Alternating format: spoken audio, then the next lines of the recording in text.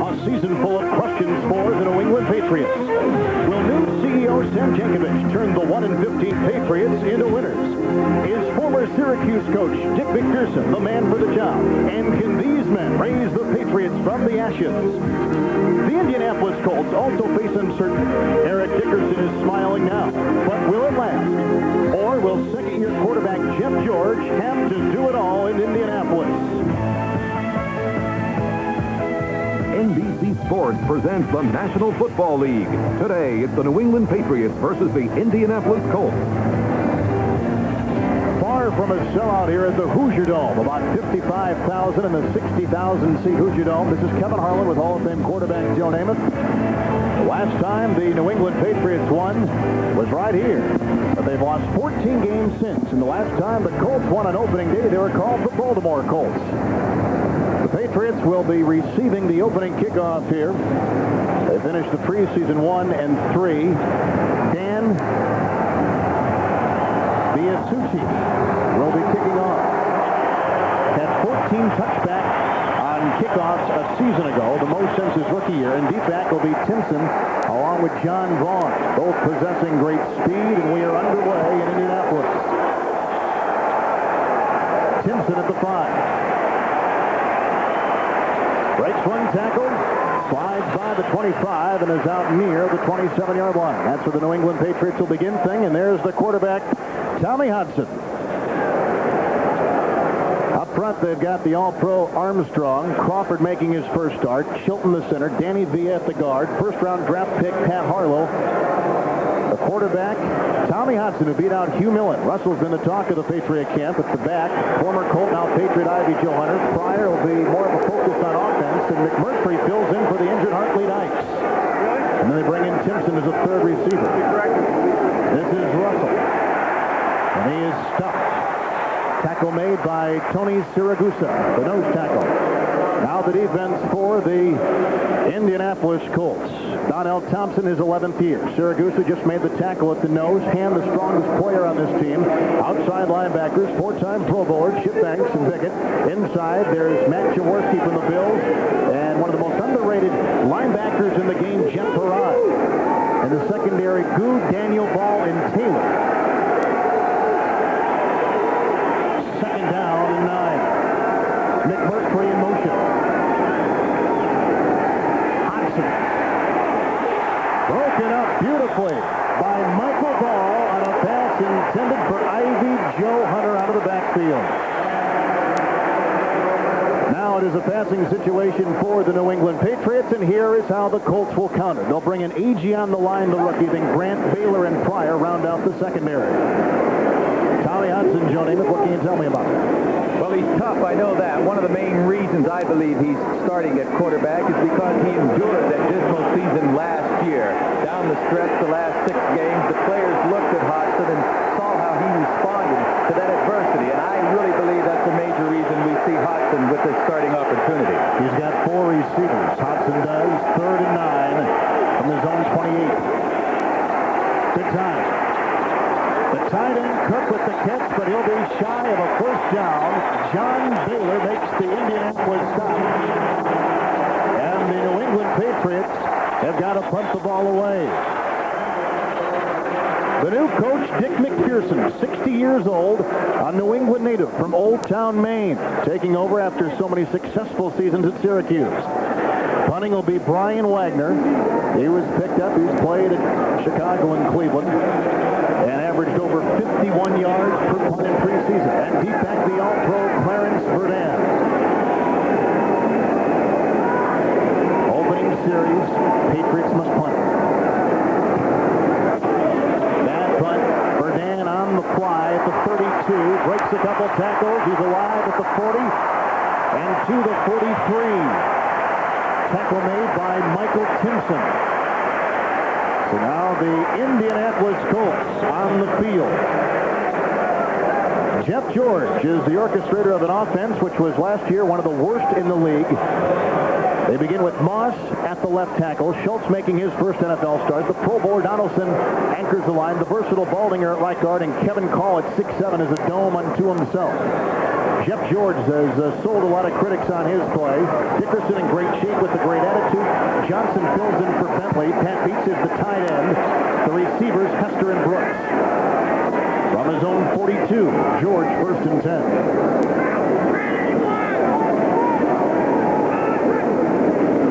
They'll go to the air on 1st down. Nice screen. Dickerson lost his blocking, but loses a defender and gains about 3. Fred Smerlis, 13 years from Boston College, makes his first tackle in a Patriot uniform. When the Patriots pass, they'll bring in Clarence Verdun. They've really only got 3 receivers on this ball club, and Verdun with great speed and a great punt returner on special teams. Now the defense. Agnew was the 10th player chosen last year. Smerlis in his 13th year. Williams led the defense in sacks. Outside linebackers Tippett and Singleton. Inside Lockhart and Brown. 2nd down 8. End of the shotgun, George right off the bat. He's got 3 receivers on the near side and 1 across the way. 2nd down 8. Here's his throw. Caught by Fred Marion. Fred Marion today starting his 93rd consecutive game. 10 years Miami of Florida. 32 years old. He's playing with a great deal of vigor, though. Well, you know, Indianapolis likes to throw the ball fast on quick-hitting stuff. Now, George has time here to throw the ball, but he picks a receiver he shouldn't be throwing it to. He takes a good lick from Brent Williams there. That's what the New England Patriots want to do. They don't expect to hit George often, but they want to hit him. Not necessarily when he has the ball. They'd love to, but they want to give him a beating. Time situation now for the New England Patriots. They brought in some extra guys. 3rd down and 8. Johnson in motion. Dickerson the block, and George looking. Still looking. Johnson by intercepted. Picked off by Andre Tippett. And he's got some room.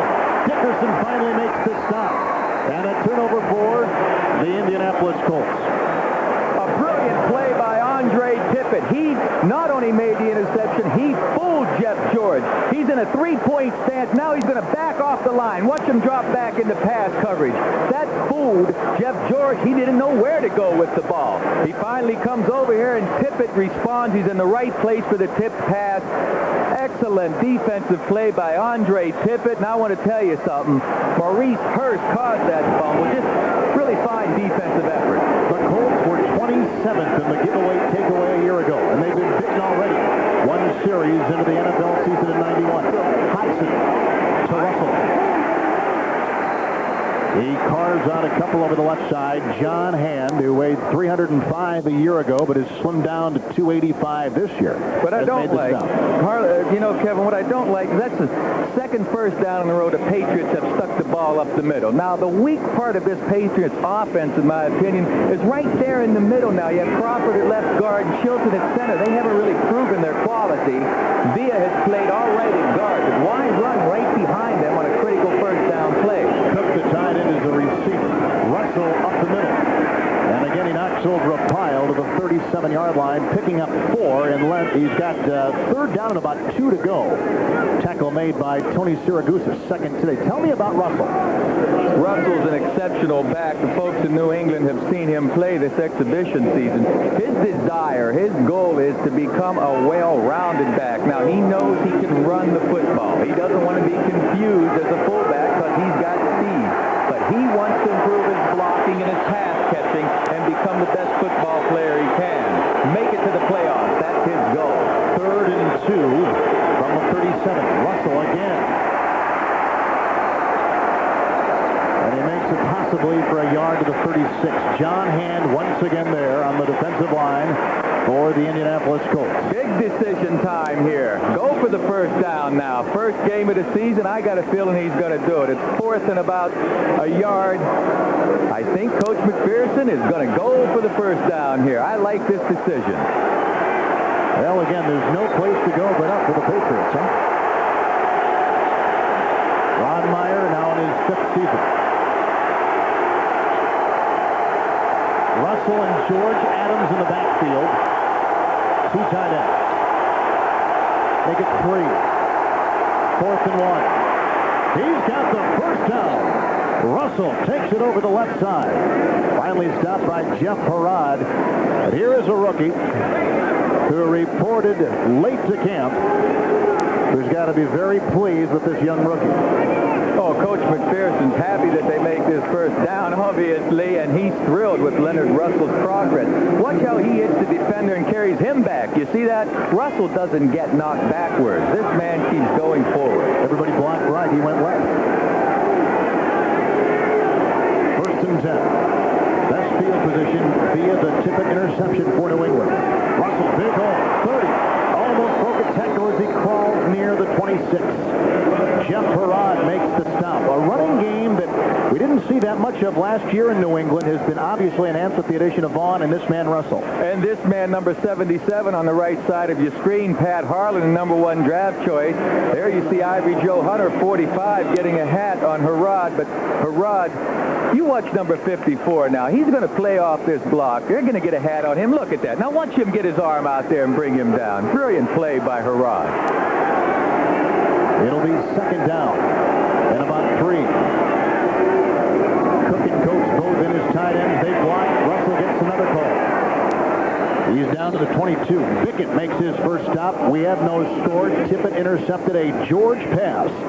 And that gave the Indianapolis Colts, rather the New England Patriots, tremendous field position. And that's the game. It's a game of giveaway and takeaway. That's right. And one of the things Coach Meyer told us yesterday, he doesn't want to give this game away.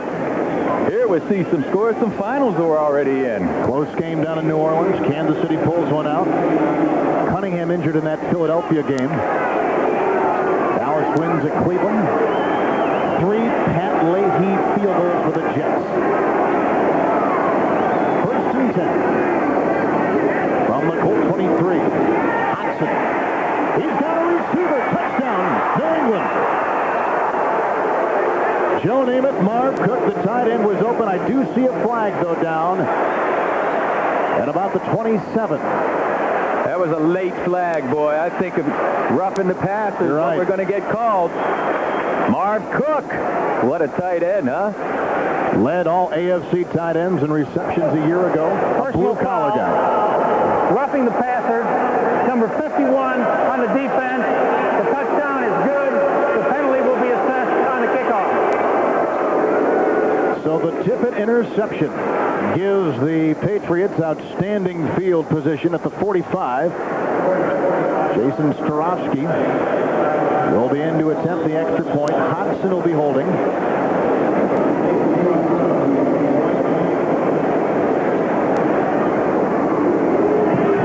And it is 7-0 New England. 7:47 first quarter of play. And the Patriots score on their second possession. They lead it by 7. Blue-collar tight end Marv Cook out of Iowa with a big play to begin this season for New England. Right, the left guard, Albert Crawford, pulls out and blocks Bickett. Excellent protection for Hodgson, who lays the ball out to Cook over the linebacker's head, Jaworski. Hey, this New England team is fired up. Look at this pass protection. Now watch 51 get up and hit Hodgson late, right there. Now that is the roughing the passer, hitting him a bit late, and that may have a difference on field position now. And maybe Banks was saying, hey, remember that we are here. Maybe something down the road will pay off by that hit. I don't know what, because they tee it off here on the 50, and they take Verdun completely out of this kickoff. They take him out of the kickoff. I saw Banks had his head down, so he didn't know whether Hodgson had that ball or not. Here's Starofsky, and of course this will sail right between the uprights. Take Verdun out of it. 7:42 here in the first quarter. Indianapolis getting the ball for a second time. Jeff George threw an interception. Tippett intercepted.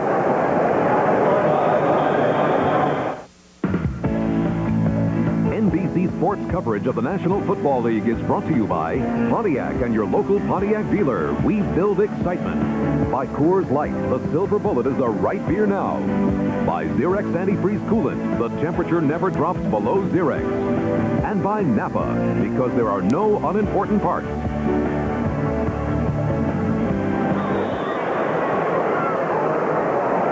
Well, Tommy Hodgson looked very good following the Tippett interception, didn't he? Oh, he was brilliant. Which Tippett, I'm amazed that was his first career interception.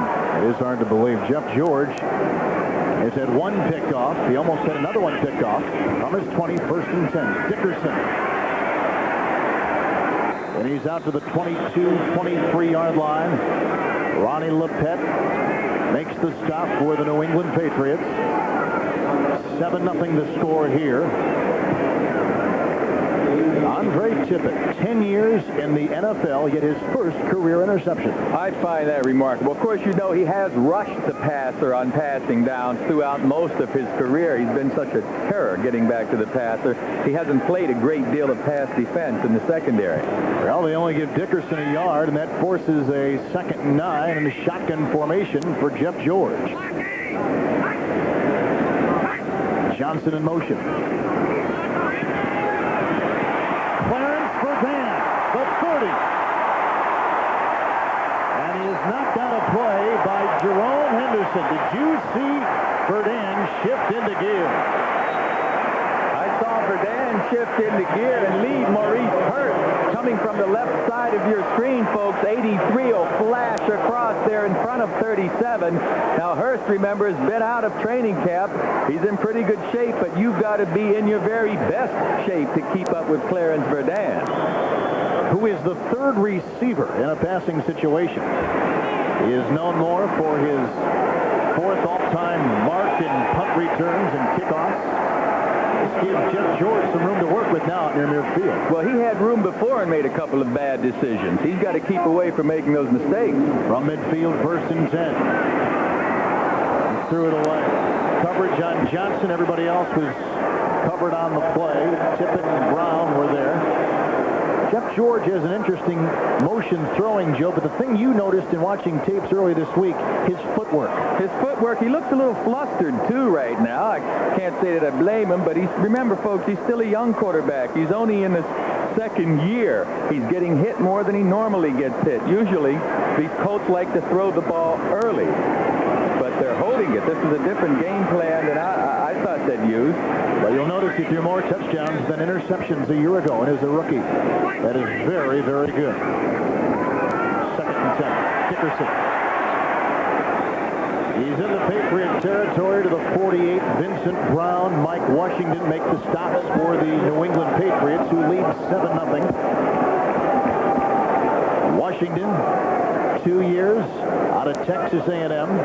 Both these teams looking for a quick start. You know, Ron Meyer for the Indianapolis Colts, 3-10 in his years as a head coach in the NFL on opening day. Oh, my goodness, and he's already disliking what he sees out there. He wants to control this ball game. He doesn't want to give the ball up on interceptions. He has not had much success in the month of September, Ron Meyer. 3rd down and 8. Johnson in motion. Dickerson at the side of George. This is Johnson. He's down to the 35 with a Indianapolis 1st down. Jerome Henderson makes the stop. Anthony Johnson out of Notre Dame taking the place of the injured Albert Bentley. Well, all week long, he knew he was going to see more action than normal, and everyone was asking, can Johnson fill Bentley's shoes? Well, no, he can't, because Albert Bentley is exceptional. But Johnson is a fine player out of Notre Dame. He has good basics. He has a great deal of confidence in his ability, and you just saw him catch the pass. He feels good about it. And there's Albert Bentley. This young man, shoulder. Yeah, separated shoulder, and he accounted for like 30% of the offense of the Colts last year. From the 35, 1st and 10. Again, the rush in his face, a 2nd consecutive catch by Johnson. Another Colt 1st down on the gain of 12. Lockhart and Brown are the ones with the stop, and they're going at the New England linebackers. They are, and they're picking Johnson right in there, finding a dead spot. Johnson's responding. What the Colts like to do is throw the ball early to avoid George getting hit. That time, Johnson cut in nicely underneath the linebacker, Vincent Brown. Primarily a special teamer a year ago, and with very little fanfare coming out of Notre Dame, this young man today finds himself right in the focus of Jeff George and the Colt offense. With a 1st and 10 inside the Patriot 25. Nice fake. He's got time. Wide open, a receiver, touchdown. Billy Brooks.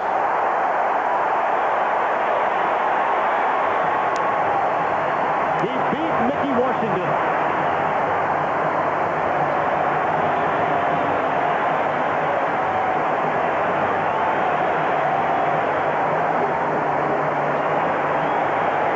Dick McPherson can look and see that Jeff George, that time with the tremendous play fake, which froze some defenders.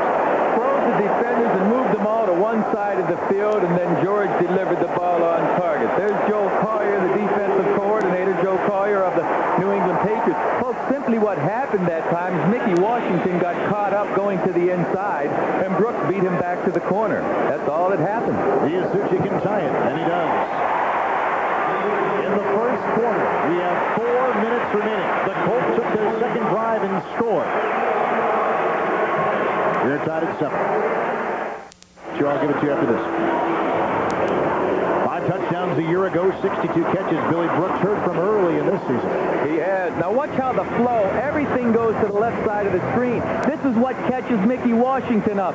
He's flowing that way. Now Brooks breaks back to the outside, and there you see 21 Mickey Washington in pursuit. Excellent play action fake, and Brooks, newly elected captain of the offense by his teammate, is off to a terrific start. Washington played primarily on special teams a year ago. First career start today. Isuchi, who's much longer on kickoffs. Vaughn, the rookie from Michigan, at the goal line. He's got room outside. And then it closes quickly as he is knocked out about the 22. A busy opening weekend in the National Football League. Seattle had a chance to tie it late. They missed it with a new kicker. Gone is Norm Johnson. Casey now in there. New Orleans by 3. The Chiefs win. Marty Schottenheimer now 3-4 on opening day. Philadelphia with Cunningham out and McMahon leading the offense, beating Green Bay. Nice win for the Cowboys and Jimmy Johnson. Leahy the Stars. The Jets beat the Buccaneers. Hudson with his third possession. 1st and 10. Russell again.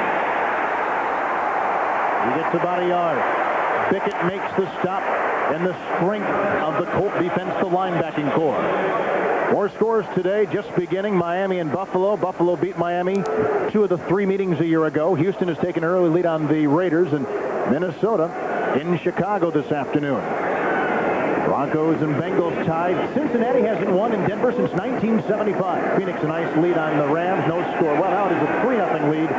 The Steelers over the San Diego Chargers. 2nd down 8. Hodgson. Russell is the workhorse in the backfield and takes it near the 30 on a gain of about 5.5 or 6. Dwayne Bickett makes the stop. Dwayne Bickett, who missed most of training camp, really got his feet wet last week against the Eagles.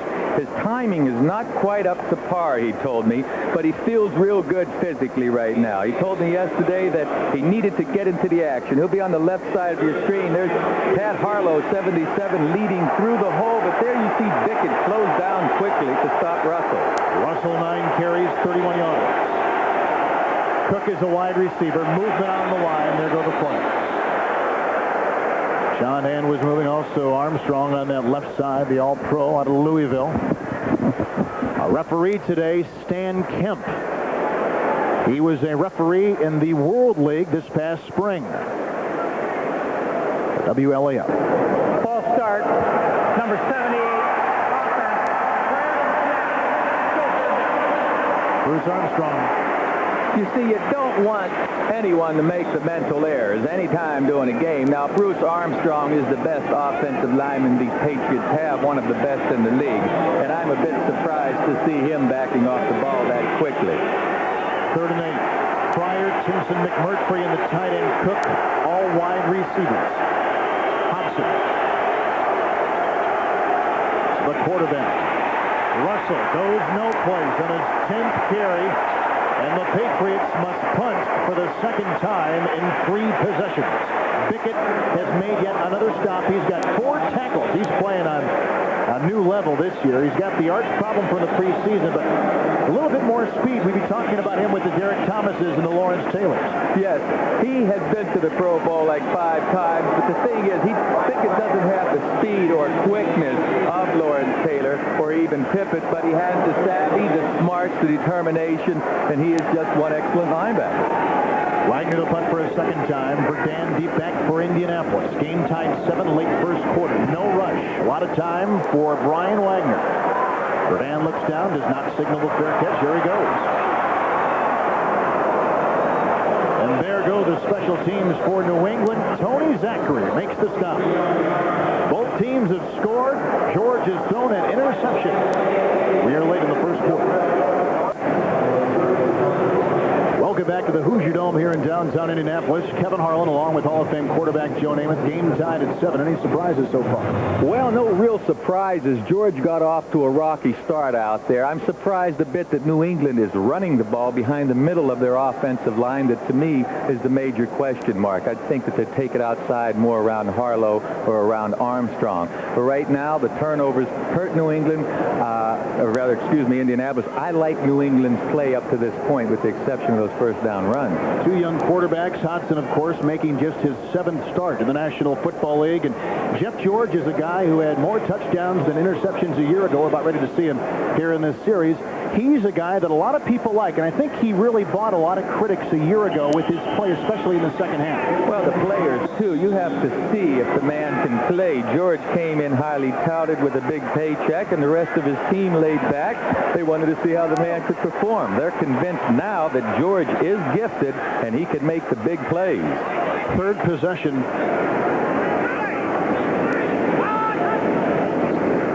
Eric Dickerson. Dickerson to the 38 on a gain of 7. He's been quiet until that run right there. Well, he's not going to be quiet all day long, I promise you that. Dickerson's healthy. He has a pretty good offensive line. He's running right beside the weakest, or right behind the weakest point of his offensive line, and he cuts back smartly where Chris Singleton finally makes the tackle. Eric Dickerson. 9 years out of SMU, where he played for then Mustang coach Ron Meyer, now of course here in Indianapolis. It'll be 2nd down and 4. Again, Dickerson bouncing outside, and the entire Patriot defense in pursuit. Mickey Washington makes the stop. And a first down run for Dickerson on a gain of about 5.5. Dickerson's basics are so good, too. You watch, he carries that ball, he'll get it over there to his left arm, and then he'll use his right arm to play off that tackler and gain those extra 2 or 3 yards. He's an excellent ball carrier, not only with the God-given talent of speed and agility, but he has the football smarts, too, to help out his running game. First quarter has come to a close. Both teams have scored, both through the air. A tippet interception by New England gave the Patriots the early 7-0 lead. Colts came right back on a 24-yard touchdown pass. We go to the second, tied at 7. As far as individuals, we begin the second quarter here from the Hoosier Dome. Not sold out, but they do have about 55,000 on hand. 7-7 as you see. Joe Collier is the new defensive coordinator. Spent so many years in Denver with the Orange Crush defense. 59 years old, comes out of semi-retirement and gives a new texture to this defense. Well, he has his players moving around more than the old New England defense. They're flying around the ball more. His personnel lines up in different positions more. He fools the quarterbacks with his defensive alignments and their changing of alignments. Dickerson, the lone back. They spread one of the running backs to the near side. Bottom of your screen, left-hand side. That's Johnson taking the place of Albert Bentley. Out today with a bad shoulder. He hurt last week. 34 defense by the Patriots. Nice play action. George has got somebody, but he's a little bit too high on the pass. Looking for Jesse Hester. Here we're tied at 7. Back to New York now, and Marv Albert. Thank you, Kevin. The big NFL story earlier today on this play, Eagles quarterback Randall Cunningham suffered torn ligaments in his left knee. The latest word, he'll undergo an MRI examination as soon as possible. If surgery is required, it probably means he's out for the season. With Jim McMahon at quarterback, the Eagles beat Green Bay 20-3. Back to Kevin and Joe. Joe, you can relate to knee injuries, can't you? Oh, I certainly can. Let's just hope that it's not a serious injury for Randall. The 2nd down, 10 from the 44. Good time. The catch made by Brooks was the inbound. They ruled a completion to the 33 of New England. How I'm going to tell you something. This young man right here, Billy Brooks, just made a classic reception. George will smartly move around. He'll be patient, you see. He doesn't have any receivers open. Now he moves over here. Watch Brooks's footwork. Watch where his feet come down, folks. He's going to keep both of them in bounds. They both must touch inside on the green. And he's looking down as he comes down, too. Isn't that remarkable? Absolutely brilliant by the co-captain, Billy Brooks. Some kind of catch. Now they're going to review it upstairs. The ruling on the field is a catch. The play is being reviewed. We will take one more look. Oh, I'd love to see this another time. Look, he has the ball cleanly. He's tucking it away now. He's looking down to the ground to see where his feet are touching, and he has full control of that ball. He has that right hand wrapped around that ball. Outstanding shot, and if ever there was a play that was so descriptive of what it means to get both feet in down. After further review, the play stands. I mean, he did it all. He looked down, he caught the ball, and beautiful reception, gain of 23 on the play. Brooks caught 62 passes a year ago. Jeff George through the air, 6 of 10 for 101. And an interception, but a touchdown pass as well. First and 10.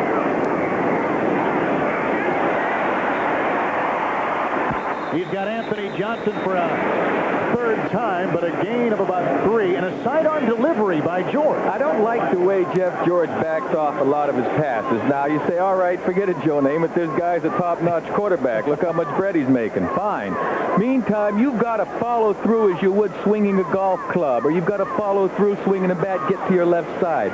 George is backing off a lot of his passes. You'll see when he releases this pass, he'll be backing up. It's a fortunate thing. It's a short pass. You see him back up? Second down and about 7. From the 30, Eric Dickerson. And there's not much room. Brown and Garen Veris on the defense of New England. Let's continue our look at Jeff George. A very gifted passer that grips the football in the most unique way I've ever seen. That finger toward the tip of the ball was picked up from Bradshaw from Pittsburgh. That was one of Jeff's idols as a child, and Jeff and Fouts. But I've never gripped a ball like that. I throw it end over end. Plus, he doesn't have his fingers on the laces. But this man, make no doubt about it, he's a big play specialist. He'll knock your brains out with the bomb. He's a gifted passer. He's got to get his techniques better, though. Anybody else hold the ball like that in the league? I've never seen anyone hold the ball like that. 3rd and 5. Anthony Johnson, a shoestring reception. And he is right on the mark to get a first down for Indianapolis. Now, if this ball's up a little higher, it's going to go a long way. George again has to back off here because he feels pressure. You see him backing away as he throws. Johnson makes a nice catch, and I believe he's going to have enough for the first down. George, once again, pretty good blocking initially, but then Singleton gets in his face, and George gets knocked down once again. Now we're going to review it upstairs. I will say this, though. One of the big stories coming in for the Colts. One of the big stories, they are still reviewing it on the field. Now, whether they're going to send it upstairs. The ruling on the field is a catch. The play is being reviewed. Coming into this game, 30% of the offense in Albert Bentley gone. And this young kid, the second-year kid born in Indianapolis out of Notre Dame, Anthony Johnson, with a catch right there, is asked to be the focus of this offense today. He's made 3 big catches. That's right. After further review, the play stands. First down. It is a first down. 7th play of the drive, upcoming, game tied 7 at the 12:07 mark of the second quarter. The numbers for George. That was a 24-yard touchdown pass. He slipped. He was a magician just to get back up again and complete the play. That was a good reaction by Jeff George. Some guys may just stay on the ground when they get down there, but George, who trips, he gets his cleat stuck on this AstroTurf, bounces back up, keeps his cool about him, and Andre Tippett nearly made the play, but George smartly throws the ball away.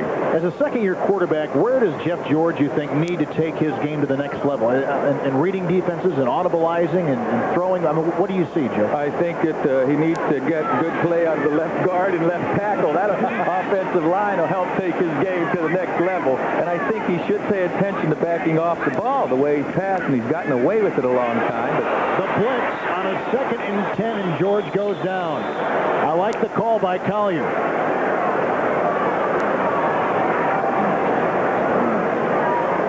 Game's in progress right now. The Dolphins and Dan Marino jumping on top of the AFC champion Buffalo Bills. Score in Houston remains the same. Minnesota still by a field goal over the Bears. Cincinnati, Denver, at Mile High. Phoenix, 4-0 the Cardinals were in the preseason. Pittsburgh still leading San Diego. I'm surprised, like most folks, about that Miami lead of 14-0. You know, Miami hasn't had all their players in camp yet, and here they jump out and take a good lead on Buffalo. 3rd and 14 on the sack. Hester's in motion.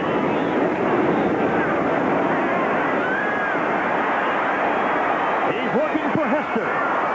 Broken up beautifully by Maurice Hurst. Now we have some post-play activity at the 35. A shove and then a tackle. Kevin Call, the right offensive tackle of the Indianapolis Colts, was in the middle of that little get-together along with Garen Barrett.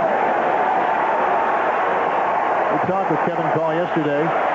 Here's a guy that has been riddled with injuries throughout his NFL career, but it's 6'7", 305. My goodness, what a guy to have on your tackle. And can you imagine the frustrations Kevin Call has, or Garen Barris? They're being pushing at each other the whole game, shoving hands in the face and all over. They're going to lose their tempers and get uptight. Biasucci will be trying a 44-yard field goal. He has made 66 of his last 74 field goals inside 45 yards. This could give the Colts the lead, start to hold. It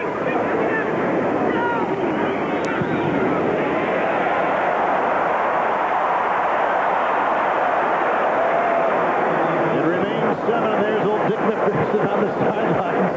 He will grab any ray of hope, huh? We are still tied at 7. 11:08, second quarter of play. Colts back on defense. In that missed field goal of 44 yards, there you see the holder Stark and the kicker Biasucci. Yeah, the hold looks good. I think Biasucci just pulled the ball, that's all. Stark and Biasucci have been working together for a while now. To see Biasucci's reaction, he knows he just hooked it a hair. This is Russell. Look at him crash through the defense of Indianapolis and still get the gain of about 9, possibly 10. He is something to watch. Oh, he refuses to be knocked backwards. He just keeps fighting forward. He's hit time after time and keeps his balance. Remarkable balance. Nice blocking out front by Crawford and Ivory Joe Hunter, number 45, the fullback. But watch his persistence. This man is driven. He's still going to turn upfield and get more yardage. Look at that, folks. 11 for 37. Russell today carries far more than anyone else. Cook, 2nd down and 2. Russell. He should have the first down to the 38 as he submarines. Matthew Jaworski makes the stop in the linebacking core for the Colts. Russell told us yesterday his idol has always been Eric Dickerson. They're about the same size, the same kind of running back. He's watched tape, he's read books, he's read scouting reports. Eric Dickerson was his idol growing up. That man's a lot of people's idols as far as running backs go. He's going to go down as one of the greatest that ever played the game, Eric Dickerson. First down 10, 7-7 game, second quarter.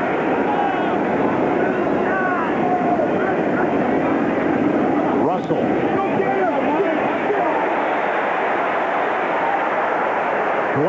Bickett makes the stop. Michael Ball was in on the stop as well. They got this young kid Jaworski from the Bills developmental team. Right, number 59 on the left of your screen coming toward us. He and Bickett both have excellent position to the outside and make the play. Jaworski had been on the developmental squad of the Buffalo Bills, hadn't played in the regular season. The Colts like what they saw of him, and here he is, starting in the middle along with Harrod. And at 227 pounds. He and Harrod are similar in size. Not real big, but they're quick. Good technique. Second down 9. Hobson, for one of the few times he'll throw. Nice catch by Mark Cook. He should have a first down. Keith Taylor makes the stop. And again, we've got some extracurricular activity. McMurtry involved this time. And from the secondary, the captain, Eugene Daniel. He's showing some fire, young Eugene Daniels there. He's a co-captain, captain of the defense, along with Brooks and captain of the offense. He's got a lot of responsibility out there. And Coach McPherson didn't like the extra, job that was put on McMurtry. What does it mean for a quarterback to have a tight end that can pass catch and block like Cook can? Oh, it's not only a wonderful outlet when you get under duress, your tight end's turning around looking at you, but Cook is smart. He can read the defenses and find the open spot. Play clock at 1. Snap in time. John Vaughn, the rookie from Michigan, is hit. Bickett again with his 7th tackle today. Oh, Bickett loves this. Nobody touches him. Hey, watch Bickett. Somebody's got to put a hat on him. Nobody even touches him at all. Bickett would love that to happen more often. He's happy about it. It was obviously a bust by the New England Patriot offense. Someone should have had a hat on Mr. Bickett. Someone should have a hat on Bickett every play. That carry by Vaughn, the first ball carrier other than Russell. And again, but young rookie Vaughn is in there. Joe Hunter is in there as well, the former Colt. Quick toss and a nice catch by Irving Fryer for a first down and a gain of about 18 yards. Chris Good makes the stop, and Fryer now the focus of the passing game. I'll tell you, that's smart. They need to get Irving Fryer involved more, and Fryer needs to make big plays. This is an average play here. Fryer's speed and reputation certainly had that defensive back off, but excellent protection up front by that New England line. And we saw probably the essence of a Dick Corey offense, the quick drop back and the quick throw. First and 10. From the Colt 36, Hudson. That's to the rookie tight end, Ben Coates. 6'5" and 250, 5th round pick, Ben Coates. Jeff Harrod makes the stop for the Indianapolis Colts. We're seeing some ball control, Joe, by two teams that don't excel in that, at least if last year is any indication. Well, Dick Corey, the offensive coordinator for Coach McPherson, has coached the Rams. He has what they call Zampese passing style. And Coach McPherson brought him in because he's a settling kind of elder coach. Gets rid of the ball quickly, utilizes everyone in the passing game. John Vaughn slashes through. He's got a first down for New England. That was the 8th play of this drive. It began back at the Patriot 27, and they have a nice balance of the pass and here the run. Nice balance because that offensive line is doing some blocking up there. Hunter's coming through a huge hole ahead of Vaughn. That's just really fine run blocking by the offensive line. I'm a little surprised at that, but you know these Colts gave up 186 yards rushing in their last exhibition game to the Eagles. So the Colts rushing defense is certainly suspect. Over 5 minutes in this drive. Game tied at 7. Vaughn. And again, Bickett is there. In this drive, we have seen 19 yards rushing and 33 yards through the air. Houston has scored a touchdown. They lead the Raiders. Minnesota still staying on top of the Chicago Bears. No change at Denver. Rams have scored. Phoenix on top, and now they're tied at Pittsburgh. You know, we're watching John Vaughn, 24, and Leonard Russell, 2 young running backs. We've got to remember that the New England Patriots have Mr. John Stevens already signed and raring to go, too, and he may be the best. Well, actually, he is the best of the 3 backs at this point. 10th play of the drive, 2nd down and 8. Bobbled and not caught. McMurtry juggled the ball out of bounds. McMurtry taking the place of the injured Hartley Dykes, who coupled with a guy like Fryer would have made an unbelievable twosome. Yeah, I can't tell you how good a play that Hodson made this time. Hodson had no one block Bickett. Hodson threw the ball in the perfect position for McMurtry to make the play. He just doesn't hold on to it because Good gets his hand in there. Watch Hodson. He has no help on Bickett. He's off balance, but yet he throws a perfect pass. It is 3rd down and 7. The Patriots 0 of 3 on 3rd down today. Nice numbers by Tommy Hodson. A big play here. Game tied at 7 late first half. He's got a receiver who fell, and McMurtry drops yet another one. Incomplete pass. McMurtry fell, Joe, and he was making the cut. McMurtry's got to show these people he can play. He has an opportunity out there. He's wide open, running a simple out pattern. Trips a little bit, but the ball is right there, and he recovers in time to catch it. Maybe the trip threw him off a little bit, but the New England Patriot reaction certainly has got to be a bit disappointed. Hudson knows he delivered that ball just right, and oh, shucks! Let's hold it. Well, here is Jason Starofsky. He is one of only 4 kickers in the NFL who were perfect inside the 40 a year ago. 7 of 7. This will be 35 yards. And the Patriots have the lead. 4:44 here in the 2nd quarter of play, coupled with the touchdown pass by Hodson. Starofsky has just tacked on 3 more. And New England, who won here for the only time a season ago with the lead 10-7 over Indianapolis. NBC Sports coverage of the National Football League is brought to you by Oldsmobile, the power of intelligent engineering. By Miller Lite, it's it and that's that. By the Upjohn Company, if you're concerned about hair loss, see your doctor. And by MetLife, get Met, it pays. Well, it was supposed to be a dud game. It is a Patriot 10-7 lead over the Colts. And here's the kickoff after the Starofsky field goal. This is Verdant.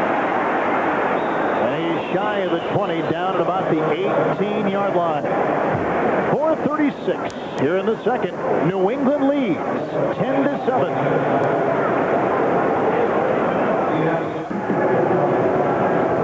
The Patriots 1-15 a year ago lead the Indianapolis Colts 10-7. And Joe Namath, to begin this telecast today, you said that the pressure was on Indianapolis. Yes, it is. They haven't won an opener since they've moved to Indianapolis. The Earthsaids have been very, very patient with Ron Meyer. If they blow this game today, they've got to play 2 games on the road against 2 tough opponents, and they start 0-3. I think we're going to see Ron Meyer in trouble very early. Well, the Colts have lost 7 consecutive home opening games, and as we started today, we told you last time they won a game on opening day, they were called the Baltimore Colts. Now they're down 10-7. We are in the 2nd quarter. We've seen some very interesting play from 2 offenses that really struggled a year ago. Offensive ball control has been one of the highlights, along with the great play of Anthony Johnson taking the place of Albert Bentley today. It is 1st and 10. Dickerson. 10-7 is the score here. Now let's go to Marv Albert in New York for this update.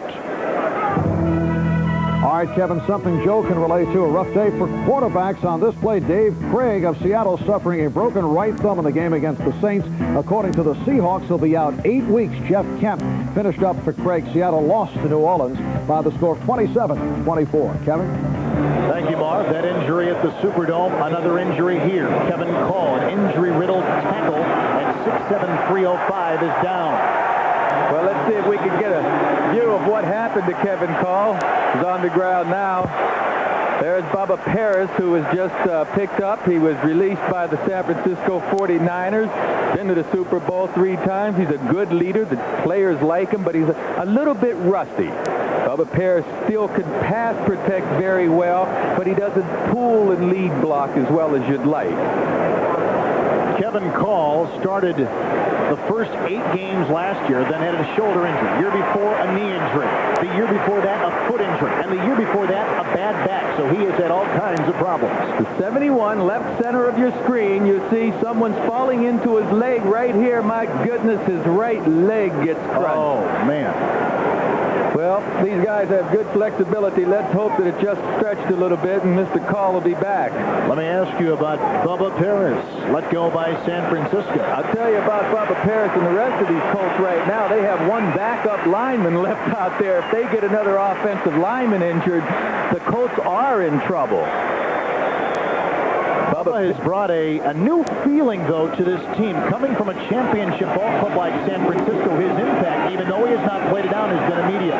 Oh, yes, he's already told these players what it takes to win championships, and especially the young players, they listen, and the old players certainly respect Bubba's past success. 2nd down 8. And down he goes, and Ray Agnew is the player for New England that came in untouched. I want to tell you something. You see what's happened now? Zephyros Moss has to move to the right side and play out of position so much. Number 73 here in the center of your screen. Zephyros does all right, but no one picks up Agnew, who just came clean. It appeared to Pete Baldinger. But this offensive line of the Colts right now is in disarray. They're uncomfortable, and they've got major problems on their hands. Well, when you asked yesterday some of the players what the biggest problem on this team was, inconsistency on the offensive line. That's it. They played so many positions, and now they're down to one backup lineman, 75 Mark Vanderpool. Otherwise, the Colts have no one to back up the line. George has been nailed twice for -17. Now on 3rd down and 21. Eric Dickerson. What a run.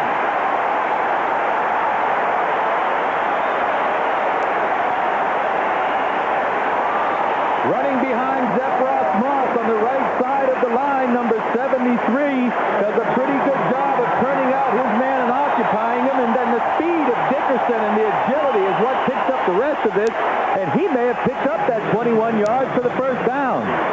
41 yards for Dickerson on 7 carries. He picked up 21 right there. We are late 2nd quarter, 2:50, 10-7 New England. Kevin Call is back in the game. Bubba Paris is back on the sideline. 1st and 10. This gives George some breathing room. Dickerson again. New England strung it out beautifully that time. Mickey Washington with the initial hit. We've switched. I say we. The Colts have switched. Zephyros Moss back to the left side. You see number 53 kicking out a bit on Andre Tippett, but Marvin Washington is over there to deny Dickerson the corner.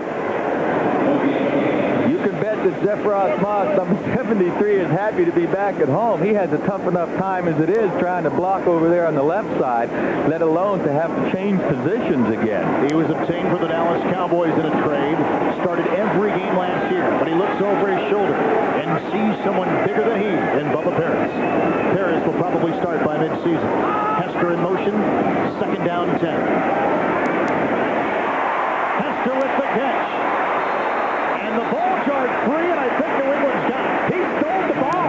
He stole the ball before they hit the ground, and if this is a replay, it's going to be interesting. I'll tell you what, from what I saw, that New England Patriot took the football right out of Jesse Hester's hands before they hit the ground. However, his forward progress may have been stopped, and they may have ruled the whistle blown, but let's get another look at that one.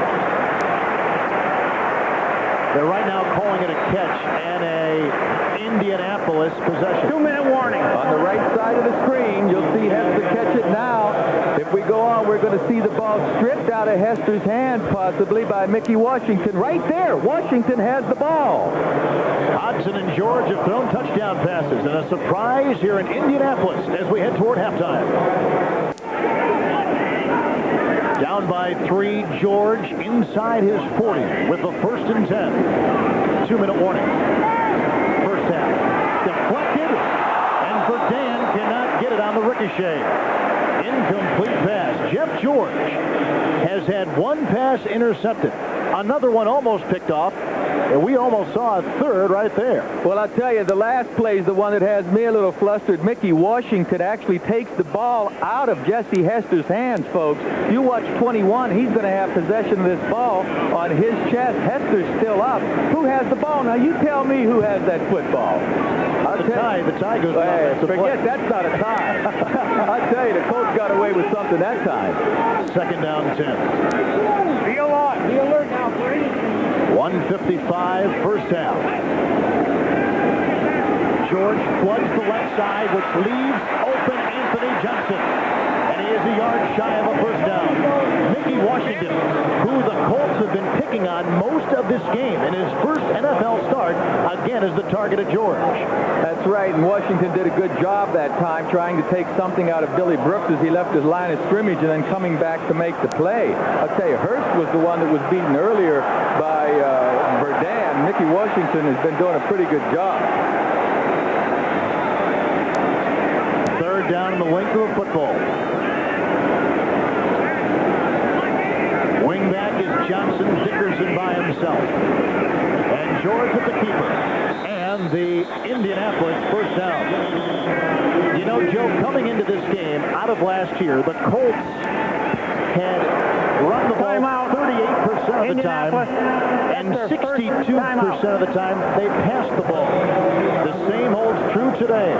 Colts still with the ball. 1:08, second quarter, down by 3.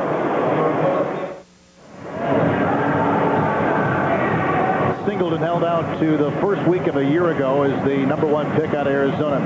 And Joey had constant concern about his twin brother Kevin, who suffered from leukemia in January. Chris Singleton, who you see right there, donated bone marrow to his brother. I understand his brother now is doing fine and back at Arizona, back at school. Right, I talked with Kevin there. I talked with Chris before the game. He said his brother Kevin's doing fine. He's working on finishing up his degree. He's strong. He's healthy, a lot of weight, and Phoenix Cardinals didn't think he was quite ready, but certainly Chris Singleton is proud and happy as can be for his brother Kevin. Well, he made his NFL debut here a year ago, September 16th. Now in his second season, he's got someone nice on the other side as well.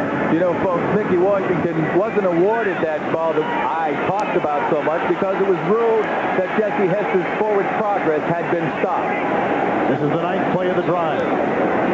First and 10, near midfield. George down by 3, late first half. Anthony Johnson with yet another reception. Taking the place of Albert Bentley. No huddle offense. You see the time. 10-7 Patriots lead. Johnson today, 6 carries, 46 yards. Dickerson's open for the screen. Look at the blocking. And look at the run by Dickerson, who's got a first down. Fred Marion and Andre Tippett make the stop. Timeout. Indianapolis. Blocking catapulted Dickerson. Beautiful screen pass. 42nd timeout. Screen pass set up. Dickerson moves to the left. George sets up and just drops it over. Now you see that convoy of blockers. Baldinger's out in front of him. Donaldson was out in front of him. And there's Anthony Johnson, 23, leading the way. Dickerson, a great first half, and well on his way to a 100-yard game. If he gets one today, he'll break the record that he's now tied with Jim Brown. Here are some headlines from today's NFL Live. Bill Parcells takes a look at that San Diego quarterbacking situation. Freeze the starter, Tolliver now in Atlanta. And Will McDonough talks about a couple of holdouts. The top pick of Atlanta, Bruce Pickens, and Bronco running back Bobby Humphrey. You see, Humphrey's got a problem now. He's in the middle of a contract. He's trying to renegotiate there. And a lot of teams say, hey, look, the guy signed for 4 years. He's only in his third. You know, he's trying to get out of a contract. So some teams are skeptical, really, to pick Humphrey up. Colts would like momentum going in. They trail by 3. They've got a first and 10. Tremendous defensive play by Jerome Henderson. A second-round pick out of Clemson. And a guy that anchored what was one of the better defensive secondaries for the Tigers down in Columbia, South Carolina. Jerome Henderson broke on that ball nicely. I tell you, Jeff George has gotten away with a couple of things this first half. Right there, Henderson nearly had what I think should have been the third interception. So Jeff George not playing up to par. He can play far better than this, but his team's only 3 points down. Patriots call this their double X defense, their dime defense. Second down 10. 29 seconds left in the half. Johnson in motion. Clearance for down. Look at him fly. A flag has been thrown back at the line of scrimmage, holding against the Indianapolis offensive line. We're going to get holding. I thought Anthony Johnson got away with motion. I did Rod too, Maher. Rod Maher's got to be wondering, well, what else can go wrong here? Gee whiz, we make some big plays, and now we get called back because of a holding penalty. I promise you, there's some pressure right now this early on Coach Maher. That's the first Colts penalty of the game. Pressure because he is expected to win this game handily. Holding, 74, offense, still second down. Expected to win it, plus he doesn't have the problems they've had in the past. Let's look on the left side of the screen. Number 74, left guard. He gets that left arm right up around Garen Varus's neck and head and kind of puts the stranglehold on him. Bill Schultz, the guard of the Colts, did not get away with that one. He's making his first NFL start today. It is now 2nd and 20 with the penalty in tow. 23 seconds left. Dickerson on the draw. Dickerson finds daylight. And he gains 7 on the play. Marion shoved him out of bounds. You see the time, second quarter, with a 10-7 New England lead. Yeah, I'm a little surprised that last play Mickey Washington gave away that corner. Now, Rod Maher sizing up his chances. He has one timeout left to work with, but this is a big 3rd down and 12 play, and Maher knows it. Dickerson 9 carries and 48 yards. 17 seconds left. 3rd down and 13. And again, George has deployed 3 receivers.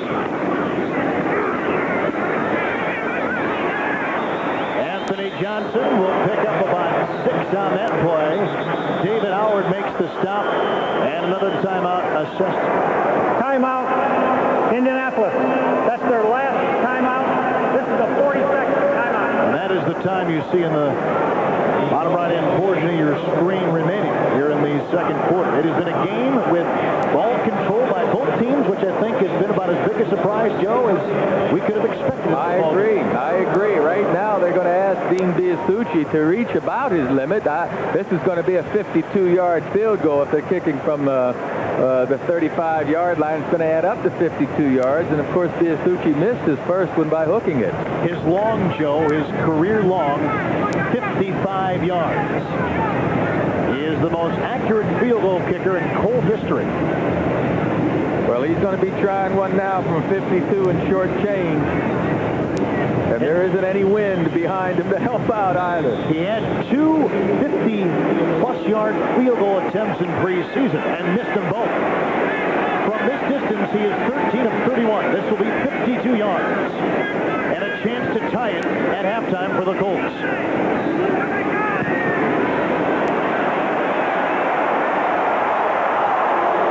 He misses again. Biasucci, who had a very ordinary preseason, only hit a couple in 5 attempts, misses from 52 yards away. Well, it shouldn't have been 52 yards in the first place. The Colts should have done a better job on 3rd down, getting him a little more yardage there. Rod Maher's upset, but there's 2 seconds left on the clock, folks. That's why there's a little delay here. Coach McPherson and his guys thought that the half was over, and he's just firing up his defense. They did a good job. He's enjoying this, isn't he? Well, take a look at it. Tell me how he's enjoying it here. You see that? It's the miss, and then he thinks the half is over, so he's going to take it on home, but yet there's 2 seconds left.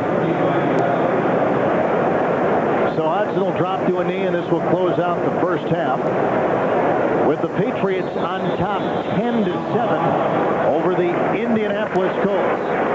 The Colts have have missed 2 field goals. George has thrown a touchdown pass. But the thing that got the ball rolling early for the New England Patriots was the Tippett interception. His first career interception in 10 NFL seasons. The Pats lead it 10-7.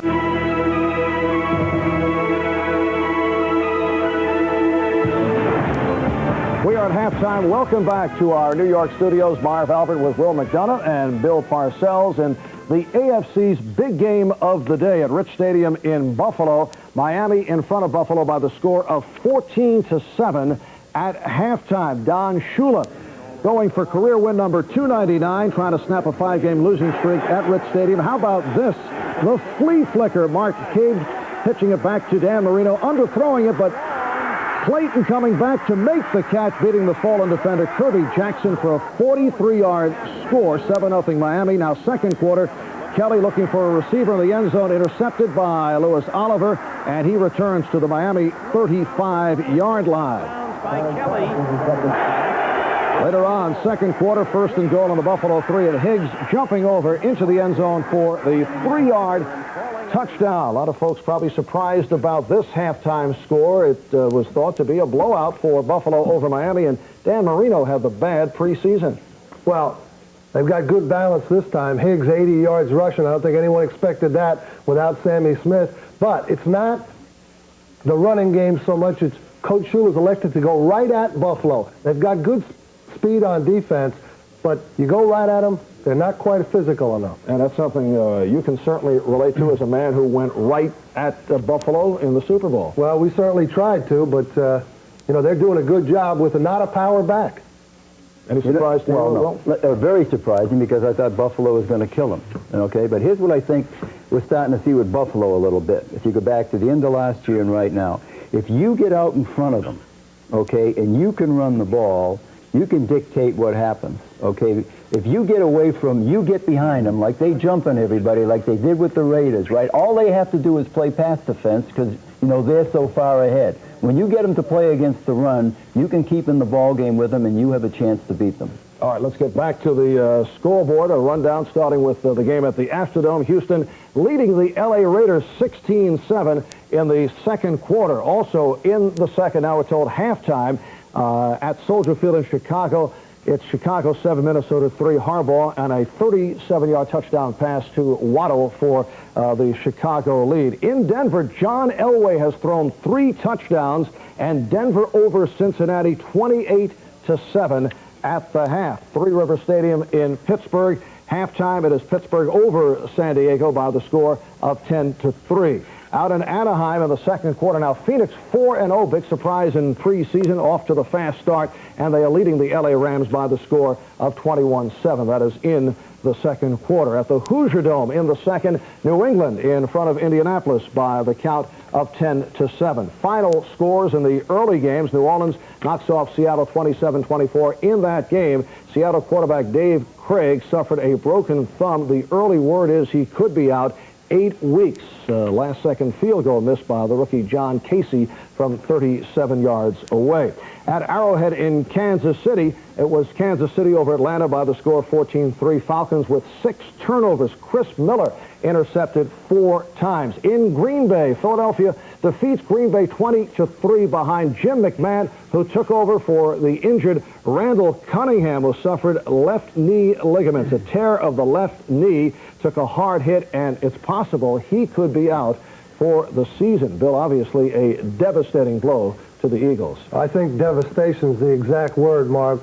I think Cunningham probably means more to the Eagles than any other single player in the league means to any other team. I think without him, they've got a tremendous adjustment to make, and I don't think they can do it. And McMahon went 17 for 25, 257 yards. Dallas knocked off Cleveland by the score of 26-14. Troy Aikman threw 2 touchdowns, 4 field goals for Ken Willis of Dallas. And the Jets on a Pat Leahy field goal defeating Tampa Bay 16-3. 3 field goals for Leahy. Now, when we return, we'll be joined by Bill Walsh as we preview tomorrow night's big one at the Meadowlands between the 49ers and the Giants. That's right after these words from your local station.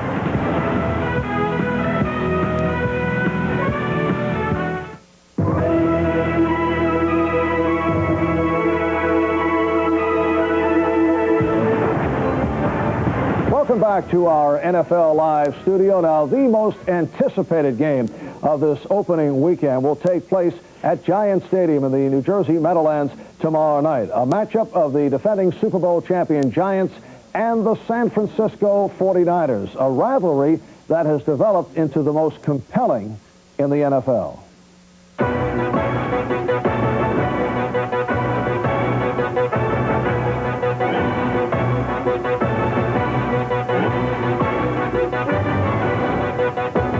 Monday night, 1986, the Giants rallied from a 17-0 halftime deficit to defeat the 49ers 21-17 in what Joe Montana called one of his most disappointing defeats. Later that season, in the Meadowlands, the Giants destroyed the Niners 49-3 en route to a victory in Super Bowl 21. The game remembered for the brutal hit by Jim Burt delivered to Montana. A lighter side to this rivalry occurred during the strike of '87, where the 49ers tried everything, even the wishbone, which Bill Parcells found amusing, while Bill Walsh could only think, what can I do? The combination in 1988 was Montana to Jerry Rice, which the Giants discovered early that season. Montana hit Rice with a 78-yard game-winning touchdown with under a minute remaining. Montana had one of his best games against the Giants in a Monday night contest in '89 when he threw for 3 TDs. Last season saw one of the most physical meetings of this rivalry, which the Niners won 7-3. This defensive matchup also had its share of tension afterwards. In their last get-together, with the Niners leading late in the fourth quarter, Leonard Marshall nailed Montana from the blind side, knocking him out of the game. But the key turning point was this Roger Craig fumble in the final minutes. The fumble led to Matt Barr hitting a 42-yard game-winning field goal.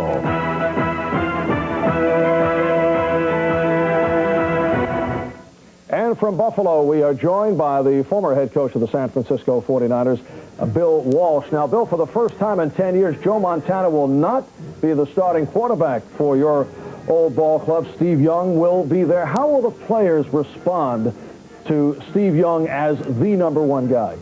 I don't see a problem at all. Much like any professional teams, the athletes themselves are worried more about their performance and leaving the quarterbacking up to, in this case, Steve Young. And Steve's played very well. He's won games. He's beaten teams like Minnesota and the Bears and others. So I think they have full confidence in Steve. The problem, Marv, is Steve has not played that well in the Meadowlands. He had just an average performance in 1988. Montana had to come in and win the game for him. So I'm worried about Steve's poise early stage of the game. Now, Bill, in the past, you have assigned what has been labeled a spy to the scrambling Steve Young. Do you look for the Giants to do the same tomorrow night? I don't know they'll do it full-time, Marv, but they'll have it in the game plan. On that spy thing now, what they'll try to do is flush him out of the pocket and get him running sideways, and then hopefully have a guy with enough speed chasing him to keep him running laterally while the rest of the pursuit gets there. Bill Walsh, in the past, both Giants and 49er players have charged that there has been some dirty football played when these two clubs have met. How do you react to that? I don't think so. Both teams are class organizations, and they have great professionals and great professional athletes. I don't see a problem there. Some of the techniques in blocking and in defense are right on the edge, but that's what it takes to be a champion. What about you, Bill? I know there have been accusations in this very studio after we've been hanging around with you made regarding some dirty-type tactics. Well, I basically agree with Bill, but there have been some inferences, I think, around the league. The San Francisco, the chop block, and the technique they use.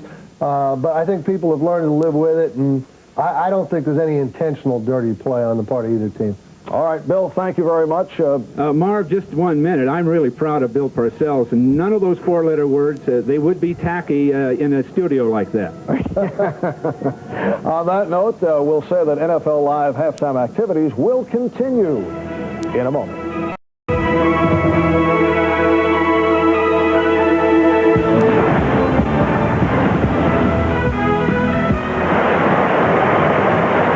Back at the Hoosier Dome, Indianapolis, Indiana, the Patriots with a 10-7 lead over the Indianapolis Colts with Hall of Fame quarterback Joe Namath. This is Kevin Harlan.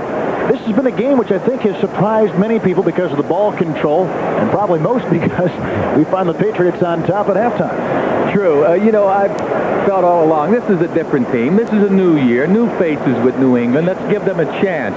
Sam Yankovic is trying to get the whole community involved with the progress of the Patriots, and I've seen good progress today. Tommy Hudson's played well.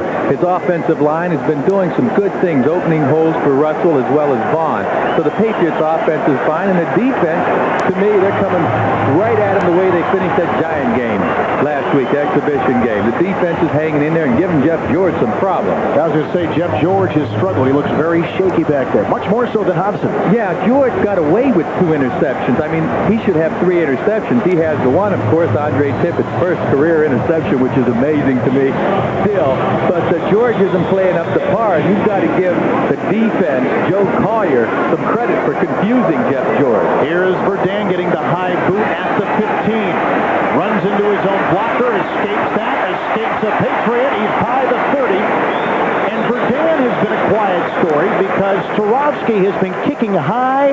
The hang time has been there. And to be very honest, one of the most lethal weapons the Colts have is that man number 83. That's right. The kicking game is so important. And if you can take Verdun out of that, let's look at the halftime stats, and maybe that'll give us an idea of what's been going on. The time of possession's about equal. And Kevin, as you mentioned, I don't remember the last time the Patriots held the ball for 15 minutes in one half. It's amazing, it is. And ball control has been the story really for both teams. The Patriots lead it 10-7. It'll be interesting now to see what kind of adjustments New England will make on defense for George and what kind of adjustments the offense of the Colts will make on the New England defense.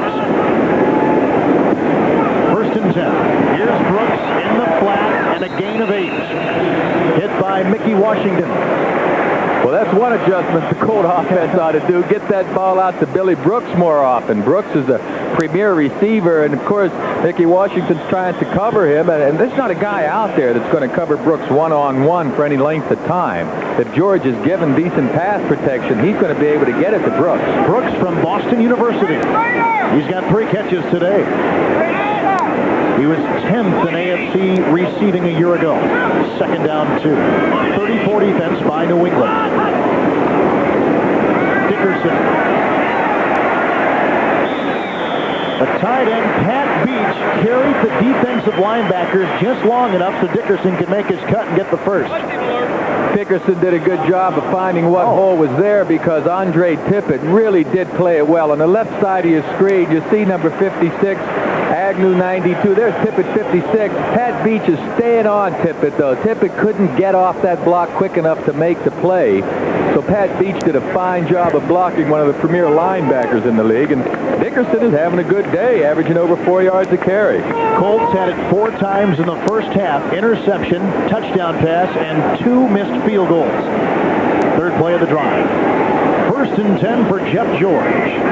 Down by 3. Nice play fake. Screen pass to Johnson. Good block by Donaldson. And a first down and a gain of 13 yards.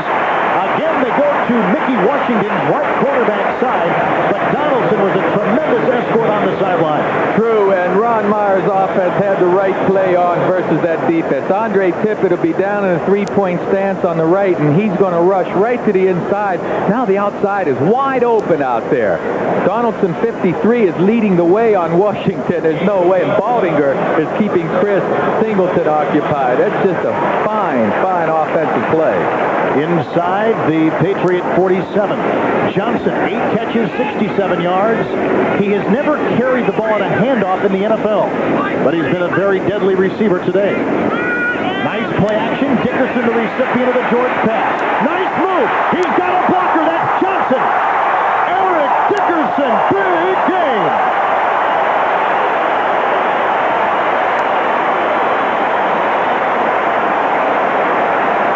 26 yards for Dickerson. Oh, Coach McPherson has got a wonder. My goodness, we had him trapped on the left side of the screen. Dickerson will get the ball, but 59, Vincent Brown's going to be in great shape to make the tackle, you see. But Dickerson's going to cut up underneath him. Cullen misses also, the rookie strong safety. Oh, my, that's just some shifty, smart running by Dickerson. George, although a second-year quarterback, with some nice moves, some nice play-action moves, holding the defensive bay for even that split second. George now 16 of 24, 193 yards. Dickerson. Fumble. Here is an interesting number on Eric Dickerson, who lost the ball on a flag thrown in the way. Eric Dickerson has gone now over 270 chances without a fumble, both rushing and pass receiving. The last fumble was week 14 of 1989. It was retained by Indianapolis. Ray Agnew jarred Dickerson. But there's still some nice blocking up there. Anthony Johnson. There is no flag on the play. Anthony Johnson got in there. Second down. Agnew had knocked the ball loose, but Billy, our man Brooks, comes up with the fumble recovery. Look at those numbers, folks. Against the Patriots, who he says they hit him and hurt him in areas where he has no pad on. And we didn't know where those areas were. I mean, he looks like he has pads everywhere. Second down and 7. The draw to Dickerson. He was stuffed by Eugene Lockhart, acquired from Dallas. I'd like to remind you, folks, Notre Dame football, of course, has been an integral part of both college football and American society since the 20s. Now, NBC Sports is proud to present all the thrills and excitement of all Notre Dame home games. It gets underway this Saturday when the Indiana Hoosiers visit South Bend to take on Lou Holtz and the Fighting Irish. Coverage kicks off at 1 p.m. with Notre Dame Saturday. On third downs today, George and the offense, 4 of 7. Now 3rd and 5. He's sacked for a third time, and Darren Barris is the man to stop him. The line has been giving up sacks. In fact, they gave up 51 sacks, the Colt offensive line a year ago, second most in the NFL. Right, now George feels the pressure and tries to get out of there, but Darren Barris will have none of it. The offensive line of the Colts is in a bit of disarray. They don't have any depth at all, some injuries, and they're not giving much pass protection at this point. This will be a 42-yard attempt. Biasucci has missed 2 field goals today after a terrible preseason. The start hold, and the kick is no good. This is amazing, because Dean Biasucci, coming into this year, had made 66 of 74 field goals inside the 45. He has missed 3 today, and the Colts continue to trail the Patriots. NBC Sports coverage of the National Football League is brought to you by Subaru. It's what to drive.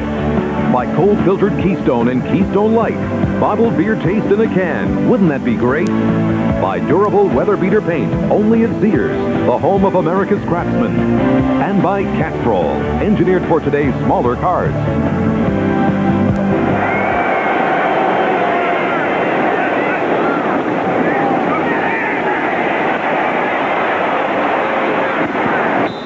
And 10 from the 25, and Russell, the rookie, takes it for a gain of 4 to the 29. Matthew Jaworski makes the stop for the Indianapolis Colts. All right, let's take a replay or take a look at Biasucci's missed field goal. Watch the football. It doesn't look perfectly straight to me. I'm not making excuses for him, but let's watch his reaction. He's just not happy with that. He can't be.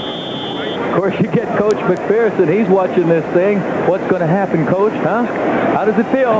Yeah! He's enjoying it. Second down and 6. Patriots lead 10-7. Hodgson has thrown a touchdown pass. And he's got some time to look out for Big John Hannon, and he does, and Mark Cook, the recipient of the Hodgson touchdown pass back in the first quarter, picks up a nice first down on the sideline to the 39. A tackle made by Eugene Daniel. Right, Marv Cook is one of 2 tight ends that are in the game right now. Ben Coates is in the game also. Well, actually just going off the field. But the Patriots employed the 2 tight end offense to start this drive with. And who gets the ball again? Mr. Cook. From from a town of 2,000 in central Iowa. Leonard Russell is in the backfield with Ivy Joe Hunter. They started. Russell's had a big day on the ground. Hodson the play action. He's got Pryor for another first down and a pickup of 17 yards. Eugene Daniel with the stop. Hodson throwing with tremendous authority on the field. Hodson's got confidence. One-on-one at the top of the screen. A square in by Pryor. Eugene Daniel closes, but the ball just gets there on time. This is what the Patriots offense need. Irving Pryor more involved. Let him have a chance to make the big plays. He can do it. He needs to show that he can still do it. Not being hurt has been a big stride for Irving Pryor. First and 10 for Tommy Hodson. A short drop back. Ball has it. He's got daylight. The 30. He's got one to beat, and he does it. Inside the 20, flag thrown on the play. Keith Taylor, the brother of San Francisco wide receiver John Taylor, makes the stop. A flag has been thrown, and I believe it's against New England. Indeed it is. The Patriots pick it up.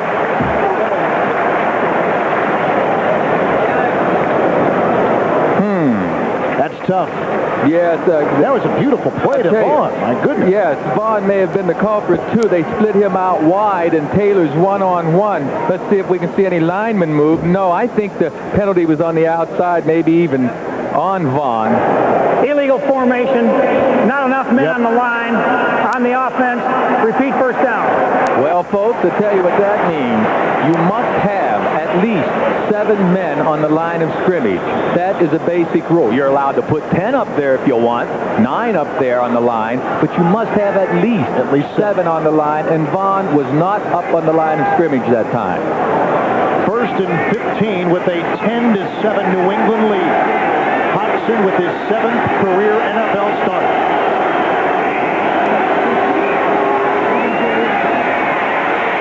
Screenplay to Leonard Russell.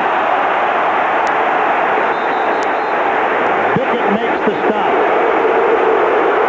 A player down for the Colts at the 45 is Russell, who has been the main target on the ground for Hodson. Throws to him, and here is Siragusa, Tony Siragusa, who is down. Well, the man signed as a free agent, and now starting at the nose tackle. Patriots still on top, 10-7. Middle stages, third quarter from Indianapolis. Starting nose tackle Tony Siragusa out of Pitt, 2 years, signed as a free agent, appears to be okay as he's being assisted to on the sideline. But here's the play. Look at the center of the Patriots, Gene Chilton. Well, Albert Crawford, I believe. Albert Crawford. He gets his helmet in front. Folks, this is not a clip. It's not an illegal block. Siragusa turned a bit. Crawford just did a good job getting out in front of him. And from the looks of Siragusa right now, he's going to be okay. He's a little bit upset, I'm sure. And there's Crawford.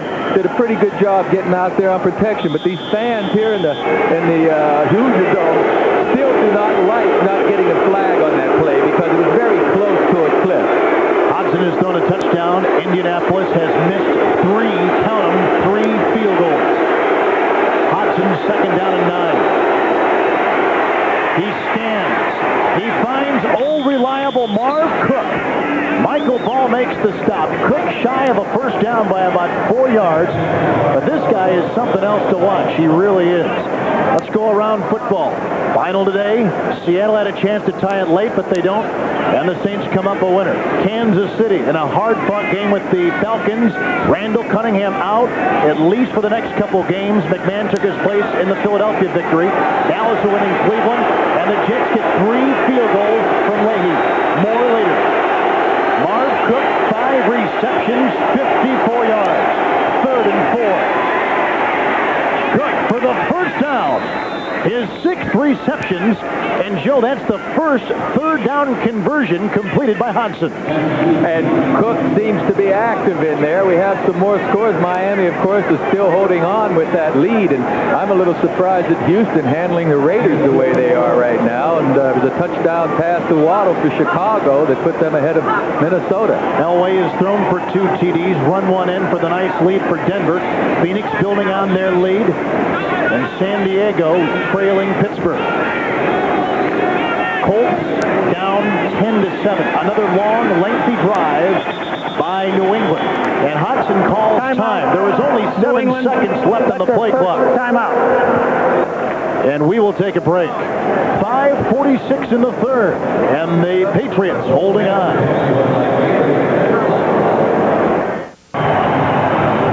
Starting nose tackle Tony Siragusa with a strained left knee. His return questionable. Being assisted off the field by Dr. Shelbourne of the Colts. Patriots have had a nice drive. It began back on their 25. Now at the Colts 33. 1st and 10 for Hodgson. 10-7 New England. In traffic, he finds Fryer, who should have swirled for a first down. Tackle made by Dwayne Bickett, and it's the 3rd big catch today by Fryer. And plenty of pass protection by this offensive front of the New England Patriots. Look, no one's around Hodgson at all. He has time to pick out his receiver. And here's Fryer. That's the man you want. Now watch this pass protection. Big Pat Harlow on the right takes on his man immediately. Crawford's not even threatened by the pass rush. On this drive, Hodgson 6 of 6. 7th play upcoming. Patriots with the 1st and 10. Russell. He crashes past the 20 to the 18. Keeps the ball in the hands of New England. Well, what you've got to do if you're New England and you think you can run a little bit, I'd stick it right at the nose tackle right now, Travis Davis, who's replaced Tony Siragusa. You see, Davis would probably have been starting had he been healthy, but he's nursing some injuries, and he's just not himself. And me as an ex-quarterback, hey, I got to have a question answered. Can this guy play as well as the starter? I don't know that he can play as well as the starter, so I'm going to run at him. Yeah, exactly. What we just saw Russell do. Gaining 4, 2nd down to long 6. Late 3rd quarter. Here comes George Adams. And he takes a pile all the way to the 16. Travis Davis with the tackle.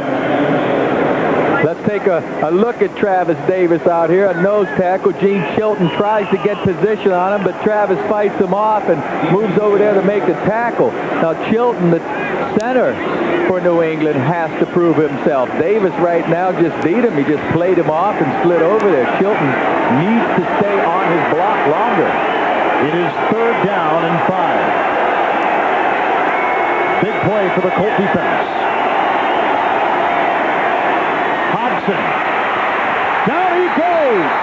Dwayne Bickett with the sack. Dwayne Bickett is at an all-pro afternoon. He's all over the place, albeit sometimes he's not even blocked. As I said earlier, they got to make sure they get a helmet on Bickett, and then Bickett will probably play him off. But Hodgson wants to come here, and Cook gets held. Hodgson's trying to get over here. The Colts get away with a little hold on Cook, and then Hodgson has nowhere to go. Bickett says, hey, Tommy, hello. Here is Jason Starofsky, who has already kicked a 35-yard field goal. This will be 39 yards. Hodgson the hold. It's long enough. And the Patriots extend their lead. 3:05 here in the 3rd quarter of play. New England leading 13-7 on a Hodgson touchdown pass and 2 field goals. That man is a very happy head coach in his NFL debut. 13-7. It's New England trying to break a streak of 14 consecutive losses. 3:05 as you see, late in the 3rd quarter, a 13-7 lead for Dick McPherson making his NFL head coaching debut. What do you think about this rah-rah attitude we see on the sideline? Well, it's a fine line. Now, Bruce Armstrong said, hey, we had reservations about a college coach coming in with this rah-rah enthusiasm. I mean, we're grown men with families. You can't treat us the same way. But Coach McPherson knows how to do it. He has his enthusiasm being felt by the rest of the team, and that rah-rah stuff is mature enough where these guys are buying it. Verdane has not been very effective today. Let's see what he does here. He continues to struggle. Verdane led the NFL NFL in punt return and kickoff return yardage a year ago. He is as good as you're going to find in modern-day football. Yet, Starofsky has done a tremendous job with hang time on his kickoffs and almost kicking away from Verdun. That's the key, putting that ball up in the air so high so his defenders can get down there and negate number 83's talents, because Clarence Verdun, is such a threat, you can't let him have any room. And Jason Starofsky is the man that's controlling that at this point. We could see a lot of what Jeff George is made of on this drive after that New England score. Or his offensive line, what they're made of. That concerns me more. I know George can play. Well, we know his line's made of a lot.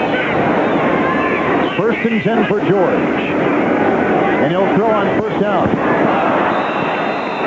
Johnson was in his sights. It is incomplete, and Vincent Brown. Well, they've got a bunch of players on this Colts team that exceed 300 pounds. In fact, just take a look at the offensive line. They've established, Joe, that they can eat. Now it'll be interesting to see if they can protect George and open holes for Dickerson. You've got it. They've established that they can eat and they're big, but how well can they move their feet? How well can they stay in front of these pass rushers? How well can they cut off the defenders for the running lanes? At this point, they're not doing it well enough. 2nd down, 7. The Colts have missed 3 consecutive field goals. They trail 13-7.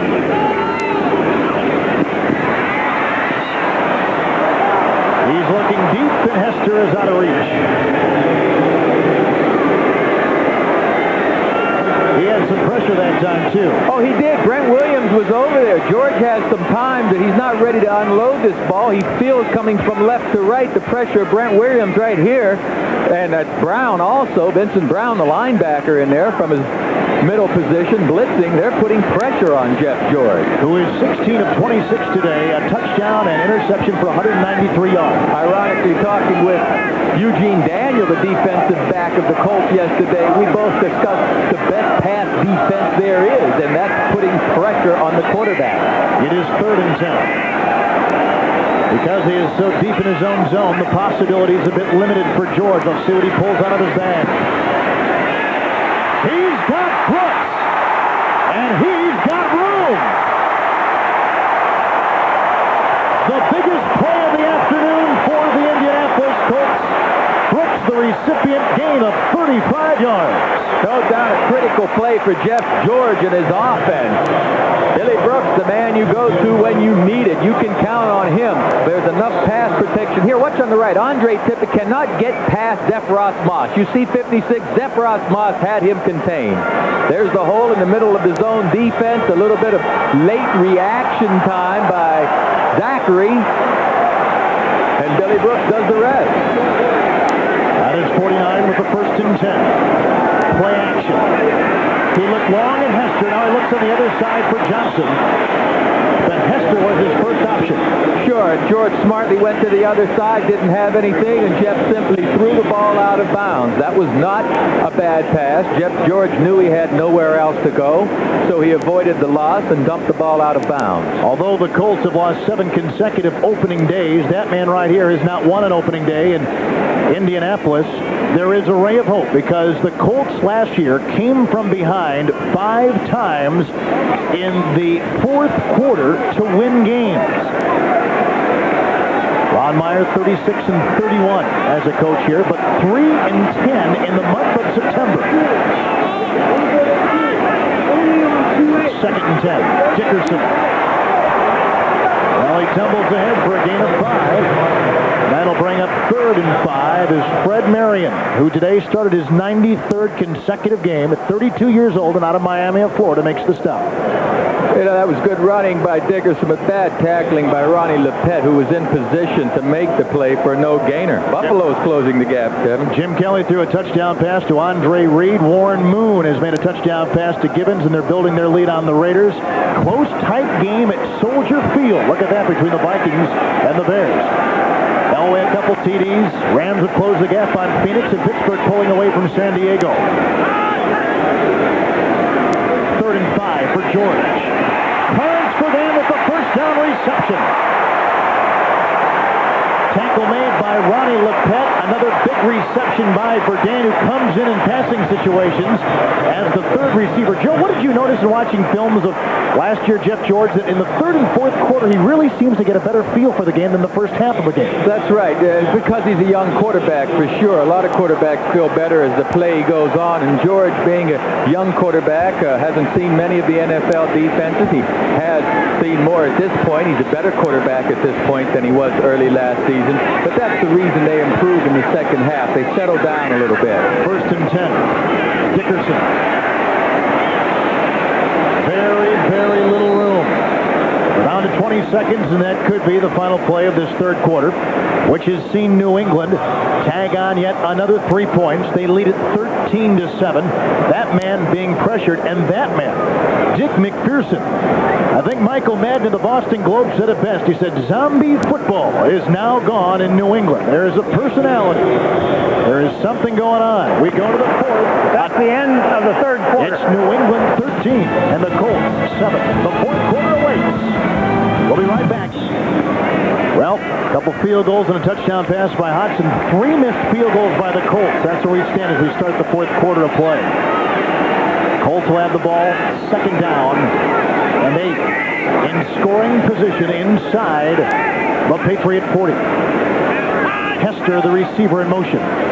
George. Hester. A first down and more. Now let's go live to Marv Albert in New York. All right, Kevin, another quarterback has gone down in Buffalo. Jim Kelly re-injured his left ankle, and he was replaced by Frank Reich. The severity of the injury not known. Reich moments ago threw a touchdown, and Buffalo now trails Miami 17-14 in the third. Back to Kevin. Thank you, Marv and Joe Namath. That's the third quarterback to go down today. David Craig broke his right thumb. Randall Cunningham tore up a knee, and now Kelly. Hazardous pay, hazardous duty. First and 10. George through the air, 19 of 30. Dickerson. Swing pass. Reading it well. Harry Cohen, the rookie from Missouri, and an 8th-round pick. Really a nice tackle by Harry Colin out there. One-on-one with the premier running back, one of them in the entire NFL.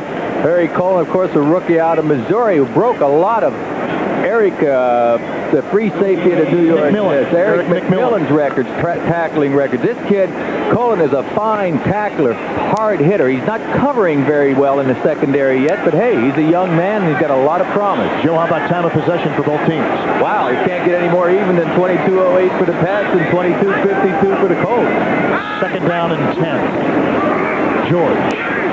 Screen pass. Dickerson blocked by Donaldson. But the defense converged, and David Howard, acquired in a trade with the Dallas Cowboys, was the guy. Dickerson has been carrying the ball quite a bit today. On the ground, 15 carries, 63 yards. And they're trying to make it more of a feature of that offense. You know who makes this play to me? Lepet, the cornerback. Now, you see Dickerson catch the ball on the left side of your screen. Watch 42 take down Donaldson, the blocker. He's going to cut him down there, sacrifice himself, and then right away the linebacker is over there to make the play. 3rd and 9. Just into the fourth. Patriots lead 13-7. On third downs today, the Colts 6 of 10. Hester in motion. I believe the Colts will be guilty. The ball wasn't even snapped, I don't believe. Well, obviously, I got to believe Ray Donaldson, the center, forgot to count. False start. Offensive line prior to the snap. Repeat third down. When you see the whole team move out and the center is still sitting there with the ball on the ground, you got to figure that, hey, one guy forgot to count rather than 10. Let's take a look. You'll see the whole team go into their movements. And here you see one guy. Reset the game clock to 12:54. Donaldson, 33 years old, second-round pick in 80. He's out of Georgia, 4-time Pro Bowl pick, although he missed the Pro Bowl for the first time in 4 years last year. Again, the time of possession, Joe, that you mentioned. Yes, they're even total yards. You'd see that the Colts have total yards, but they've missed those 3 field goals. By the way, that's only the second Colt penalty today. Third down with the penalty, 14 to go. Nice evasive move by George, but knocking the ball away, tip it. And the Colts have retained possession on the 11th play of the drive. And here comes Dean Biasucci, a man who has missed today from 42 yards. He has missed from 44 yards. He has missed from 52 yards. And he is one of the most accurate kickers you would see in the league coming into this year. But today he has missed 3. If this were a young kicker, I'd be really concerned with his mental frame at this point. But knowing Biasucci's background, his accuracy, his success in the league, those 3 misses that he's had, I don't believe are going to affect him on this kick. Not this particular guy, not Dean Biasucci. He is trying 48 yards. Singleton seems to be a bit shaken up. Starting right outside linebacker, and there's Biasucci, who is involved in some off-season theater work here in the Indianapolis area. Theater doesn't get much better than this right now for him. I tell you, when I see him taking those deep breaths and exhaling deeply, I got to think, well, maybe those 3 misses do bug him a little bit. He's an aspiring actor. 7 years out of Western Carolina. Originally picked up as a free agent and a guy who is beloved here in Indianapolis, but today, on opening day, when the pressure is on the Colts, he has not met the challenge. No, he's missed a few of them. The folks here aren't used to seeing that. He has the same holder he's worked with for years now in Ron Stark, so you can't say it's a New England situation where Hodson's a new holder for Swarovski. You know, Swarovski and Hodson are working well. This will be a 49-inch block. Brett Williams blocks the kick, and the nightmare continues for Dean Biasucci. He has missed 3 field goals, and there is Dick McPherson. Indeed, zombie football is over in New England. These are the kinds of plays and the kind of personality this team did not show a year ago. This is something else.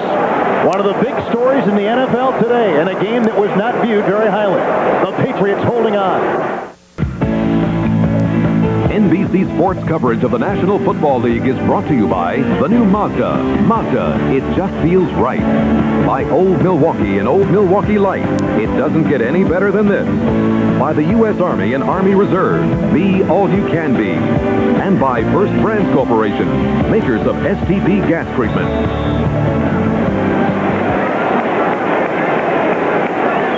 The Colts, early in the 4th, lead it. A blocked field goal attempt by Brent Williams has given them outstanding field position.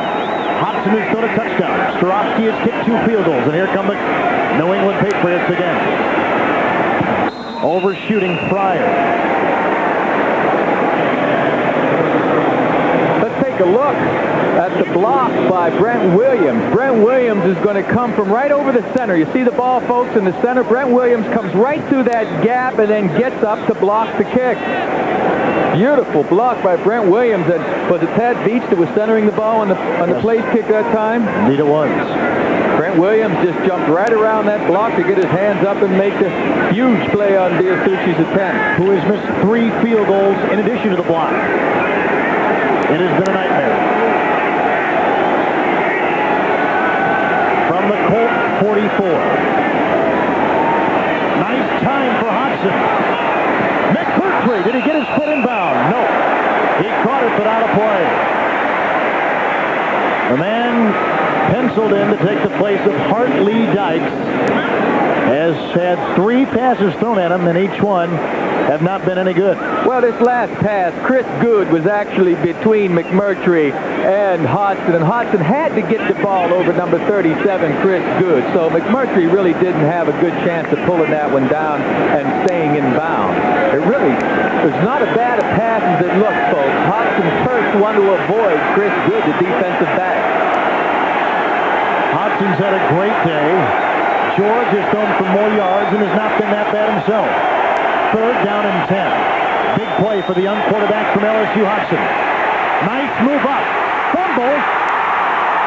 Recovered by the Indianapolis Colts. John Hand has recovered it. Now both teams have turned the ball over once, and will this be the one gap the Colts can squirm through? Well, that was just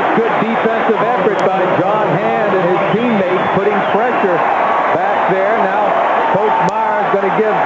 Well, let's take this play here. You'll see Hudson step up into the hole because he got pressured from the outside. There the ball's knocked loose, and then John Hand will come in here to get it. Pickett knocked the ball loose. It bears repeating. The Colts came from behind 5 times in the fourth quarter last year to win games. We are in the fourth, but Colts are behind. And George has been given great field position. Hester in motion. Here comes George, who's had a good second half. Dickerson drops it as Brent Williams was hot on the heels. Good pass coverage by the New England Patriots. Jeff George had nowhere to throw the ball initially. Pass protection wasn't bad, but George said, hey, where's the receiver?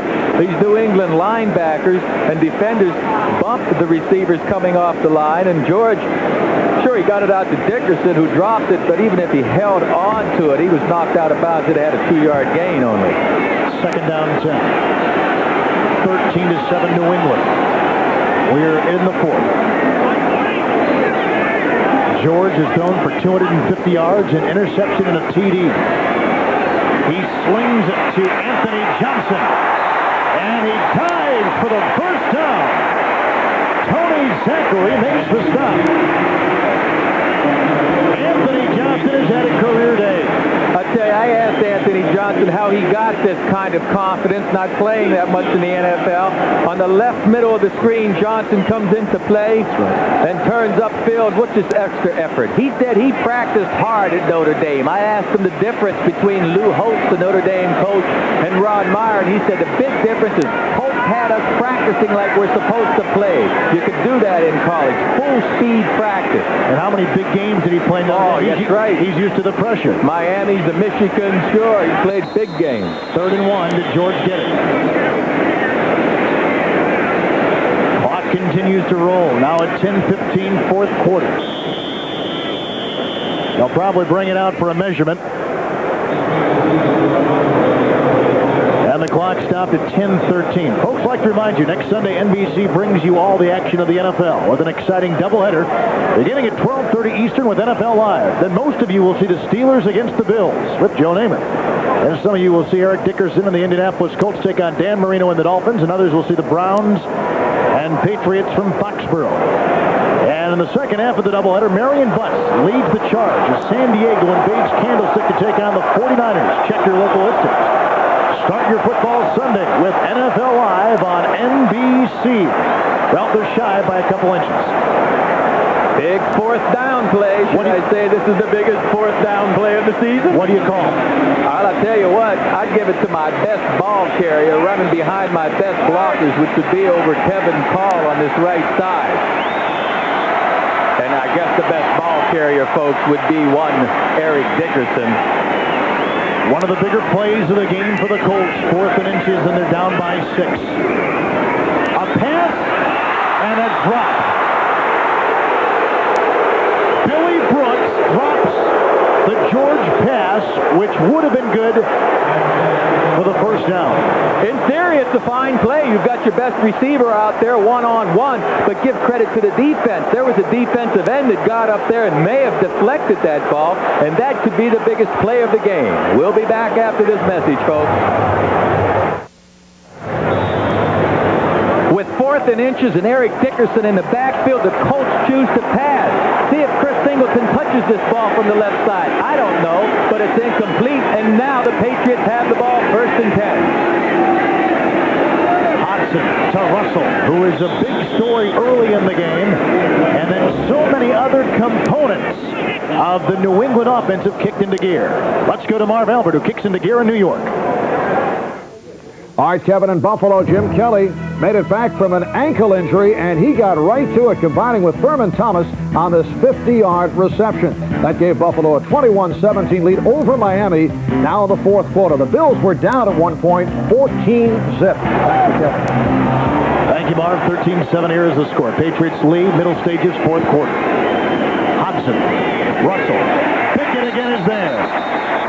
Dwayne Pickett, who has struggled during the preseason, missed the first 3 games games with an arch injury, has come on today in a starting role and been simply superb. Yeah, but what's John Hand, 278? He goes right by that tackle, and he makes that runner.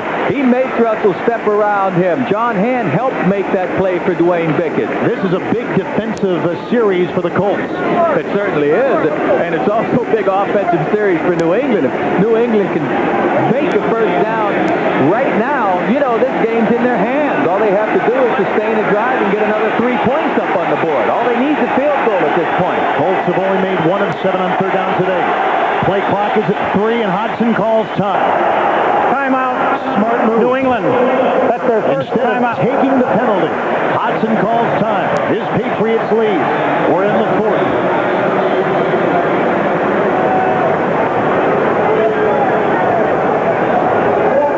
Correction, that's their second.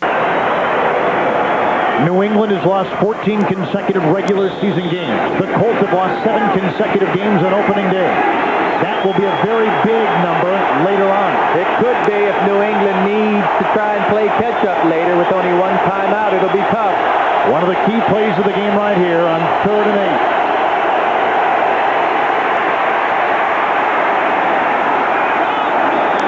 It was caught for a first down. Michael Timpson with the catch. And the drive continues for the Patriots. And the clock rolls on. A big, big play. Well, this was close to hitting the ground. Timpson obviously got his hands underneath it and made a fine catch. It'll be on the left side of your screen.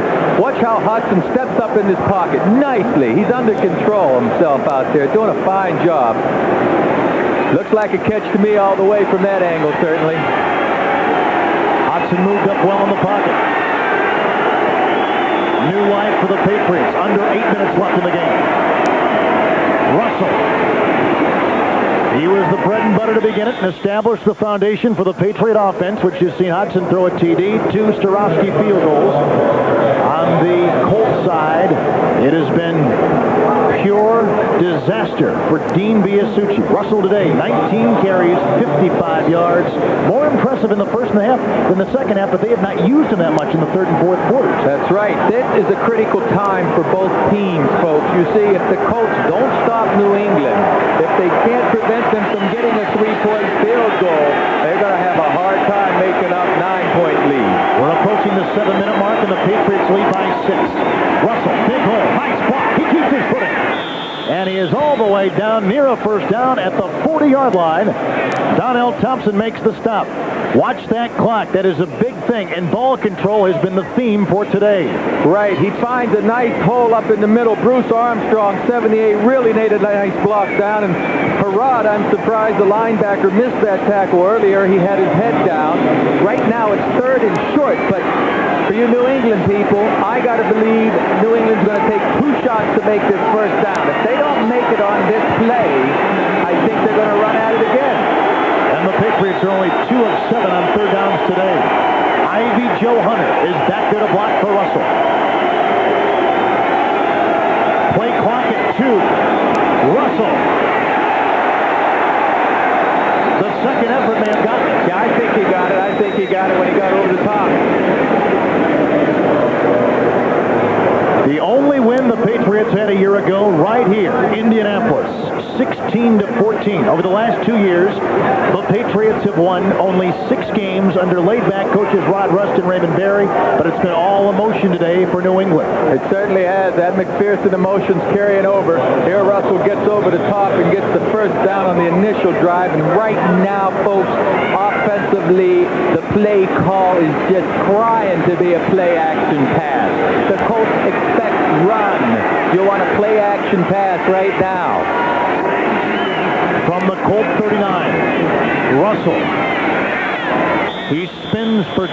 This is one of the things that teams talk about in deciding if it is a championship ball club, if it is a team on the rise, the depth on the defensive line, because they've got to give the pass rush.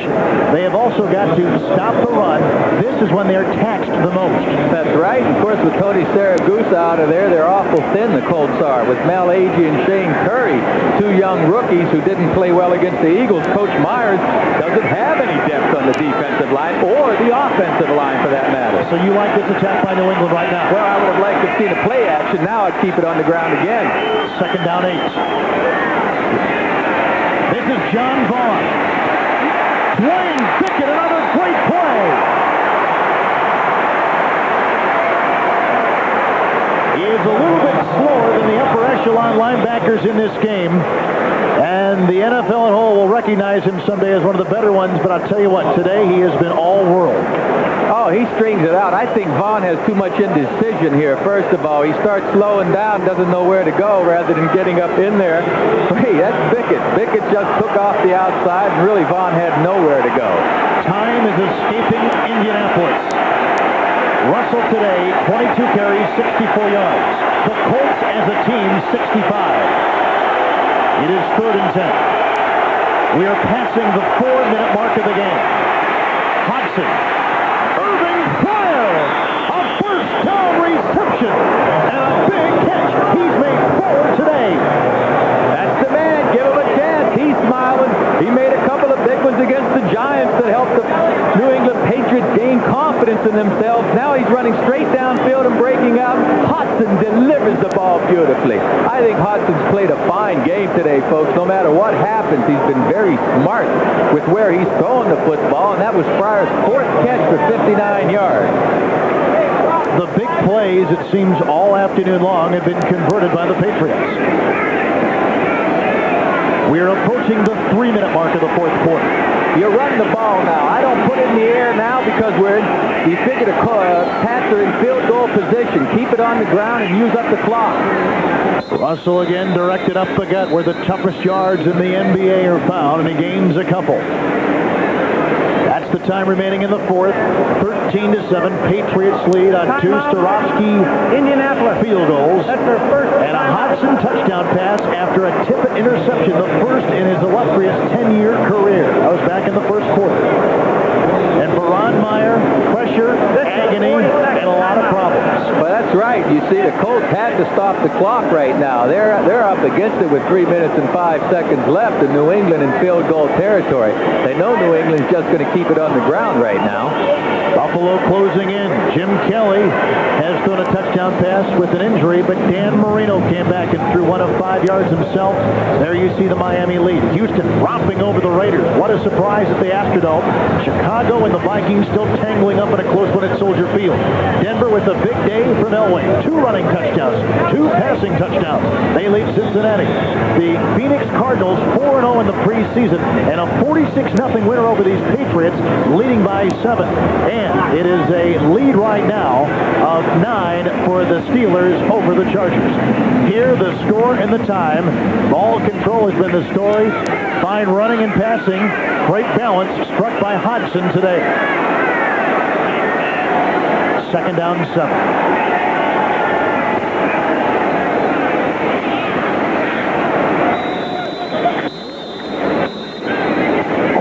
McDonald with the tackle. The last 6 games in this series have been decided by a total of 21 points, and the largest margin of victory during that time has been just 6 points. Well, I'll tell you, Coach Myers got to really be feeling it now. I mean, if his team doesn't pull this off, they have to go to Miami next week and then to the Los Angeles Raiders. It's very real that they're going to start out 0-3 if they get off to a bad start today. How patient can the Ursays be? I'd like to remind you this telecast is presented by authority of the NFL, and it is intended solely for the private use of our audience. Any rebroadcast or other use of this telecast without the express written consent of the Colts and the NFL is prohibited. This game is the property of the National Football League, New England Patriots, and the Indianapolis Colts. This 12-play drive, Joe Namath, that the Patriots, orchestrated by that man in his NFL head coaching debut, Dick McPherson, has been one of the great stories of this game. During crunch time, they have answered. 3rd and 4. Russell. He doesn't get it, but he gets it close. Jeff Herron makes the stop. Russell now 24 carries and 70 yards on the day. Timeout. Indianapolis. That's their last timeout.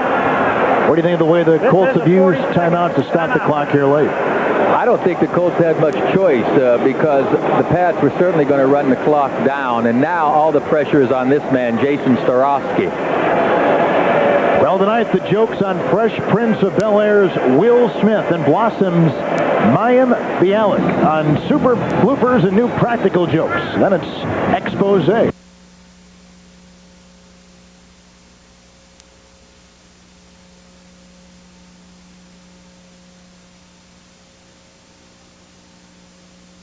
Well, you had a few tongue twisters there. Well, I was going to give it to you, and you just turned your back on. Well, I said Starofsky already. You know, I've been watching this man kick, and he's been fine. Right now, this could be the biggest kick of his young life, or at least for the Patriots, because he can ice this game, virtually ice it, give them a 9-point lead if he makes the thing with only 2 minutes and change left, 2:50. And while Biasucci has missed 3 field goals and had 1 block, you go back to 1988 when Starofsky missed a 27-yard field goal here at Indianapolis with no time left that would have tied the game and sent it into the OT.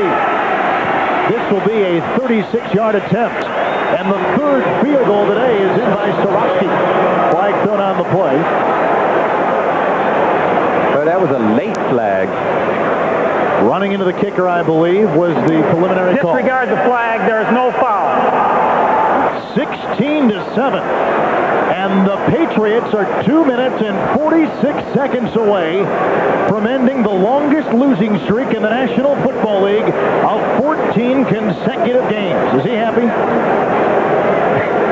That's terrific. That's terrific.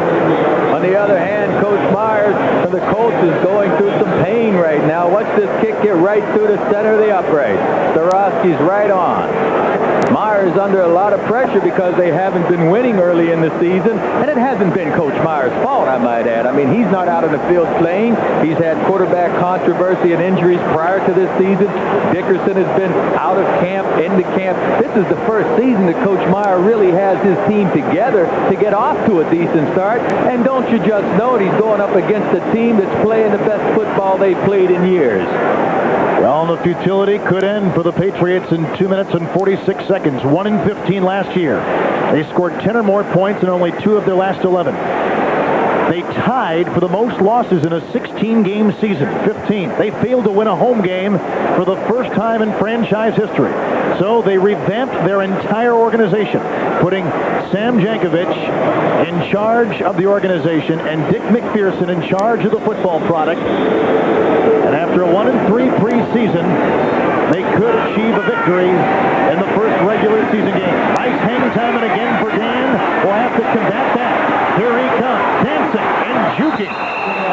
And he brings them out to the 33-yard line. Well, for Dan has not been the most effective today. The last time the Patriots won, right here. Then they lost 14 straight. And the last time the Colts won on opening day. We've said it before, known as the Baltimore Colts in '83. Yeah, and the head coach of the New England Patriots was one Ron Meyer. Well, Jeff George is under the gun. That man's under the gun to see Jeff George pull off a miracle here. You have 2 minutes and 35 seconds left, and I don't expect to see much running offense. Well, the Colts had tremendous comebacks last year for 5 wins, trailing going to late into the game. Let's see if they can do something here. 2:35 left, and down 16-7. George, a lot of time. Anthony Johnson with the reception. David Howard makes the tackle. There will be no huddle for Indianapolis. See, all you want to do if you're New England is not give up the fast score. The score that's going to leave a lot of time left on the clock, because a touchdown doesn't hurt New England. They get the ball back, with the exception of an onside kick, and they can run out the clock. New England's playing a soft zone right now. They're forcing Jeff George to complete the underpasses, and they're coming up to make the tackles. Anthony Johnson makes that reception for a first down. That tells it all. The Colts have the ball. 2-minute warning. And oftentimes it does come down to the kicker as the hero or the scapegoat. And today, Dean Biasucci, one of the more accurate field goal kickers in the league, has missed 3 field goals and had 1 blocked. It has been disaster. Starofsky, on the other hand, has kicked 3. Dickerson on 1st and 10. Fumble. The second time Dickerson has fumbled today. David Howard with the tackle. You know, that's almost a waste of time, and I mean that literally. You're going to give it to a running back who's going to gain 15 to 20 yards maybe, but you're chewing up the clock. Second down 9. Dickerson tackled immediately by Jerome Henderson. Well, they have no timeouts left. The Colts are trying to advance the ball with what the Patriots are allowing them to advance the ball. The Pats are dropping back. They're forcing Jeff George to throw those short passes. Third down and 2. Dickerson with the first down to the 31. Obviously, a field goal doesn't help you. You need to score and then get the ball back in an onside. With the clock showing 108, 107, as you see right there. But I like what George is doing. He can't force it downfield and turn it over. Take your shots with these short ones and get in position. First and 10. Dickerson again. And again, tackled by Jerome Henderson. Time down to 50 seconds. The fans here don't understand. Those Patriots are all begging Jeff George to put it in the air longer, but George can't do that right now. Oh, I didn't like that pass at all. Now he stops the clock at 40 seconds. No timeouts remaining for the Colts.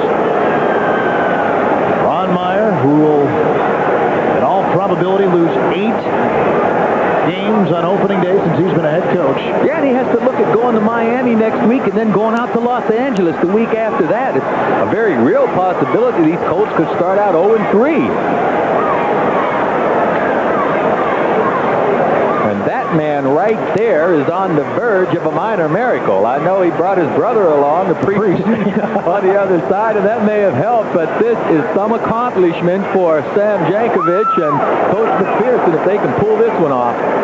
Third down and a couple to go. Nice time for George. Of course, a lot of defensive secondary people. Intercepted. Picked off by Mickey Washington, and that will do it. That will cinch the victory for the New England Patriots. What an afternoon that man has had with his 47 players. And what an afternoon that man has had with his field goal kicker, ineffective offense, and breakdowns in various parts of his game. Well, it's not Jeff George's fault, certainly. These guys are happy over there on the Patriots sideline. But Coach Myers doesn't have a strong offensive line or defensive depth. Look at McPherson. He's all over these guys. Nice going team. Sure, he's happy. Take a look after the interception. Yes! Hello! Oh, boy, is he happy. Well, the 14-game losing streak will come to a close.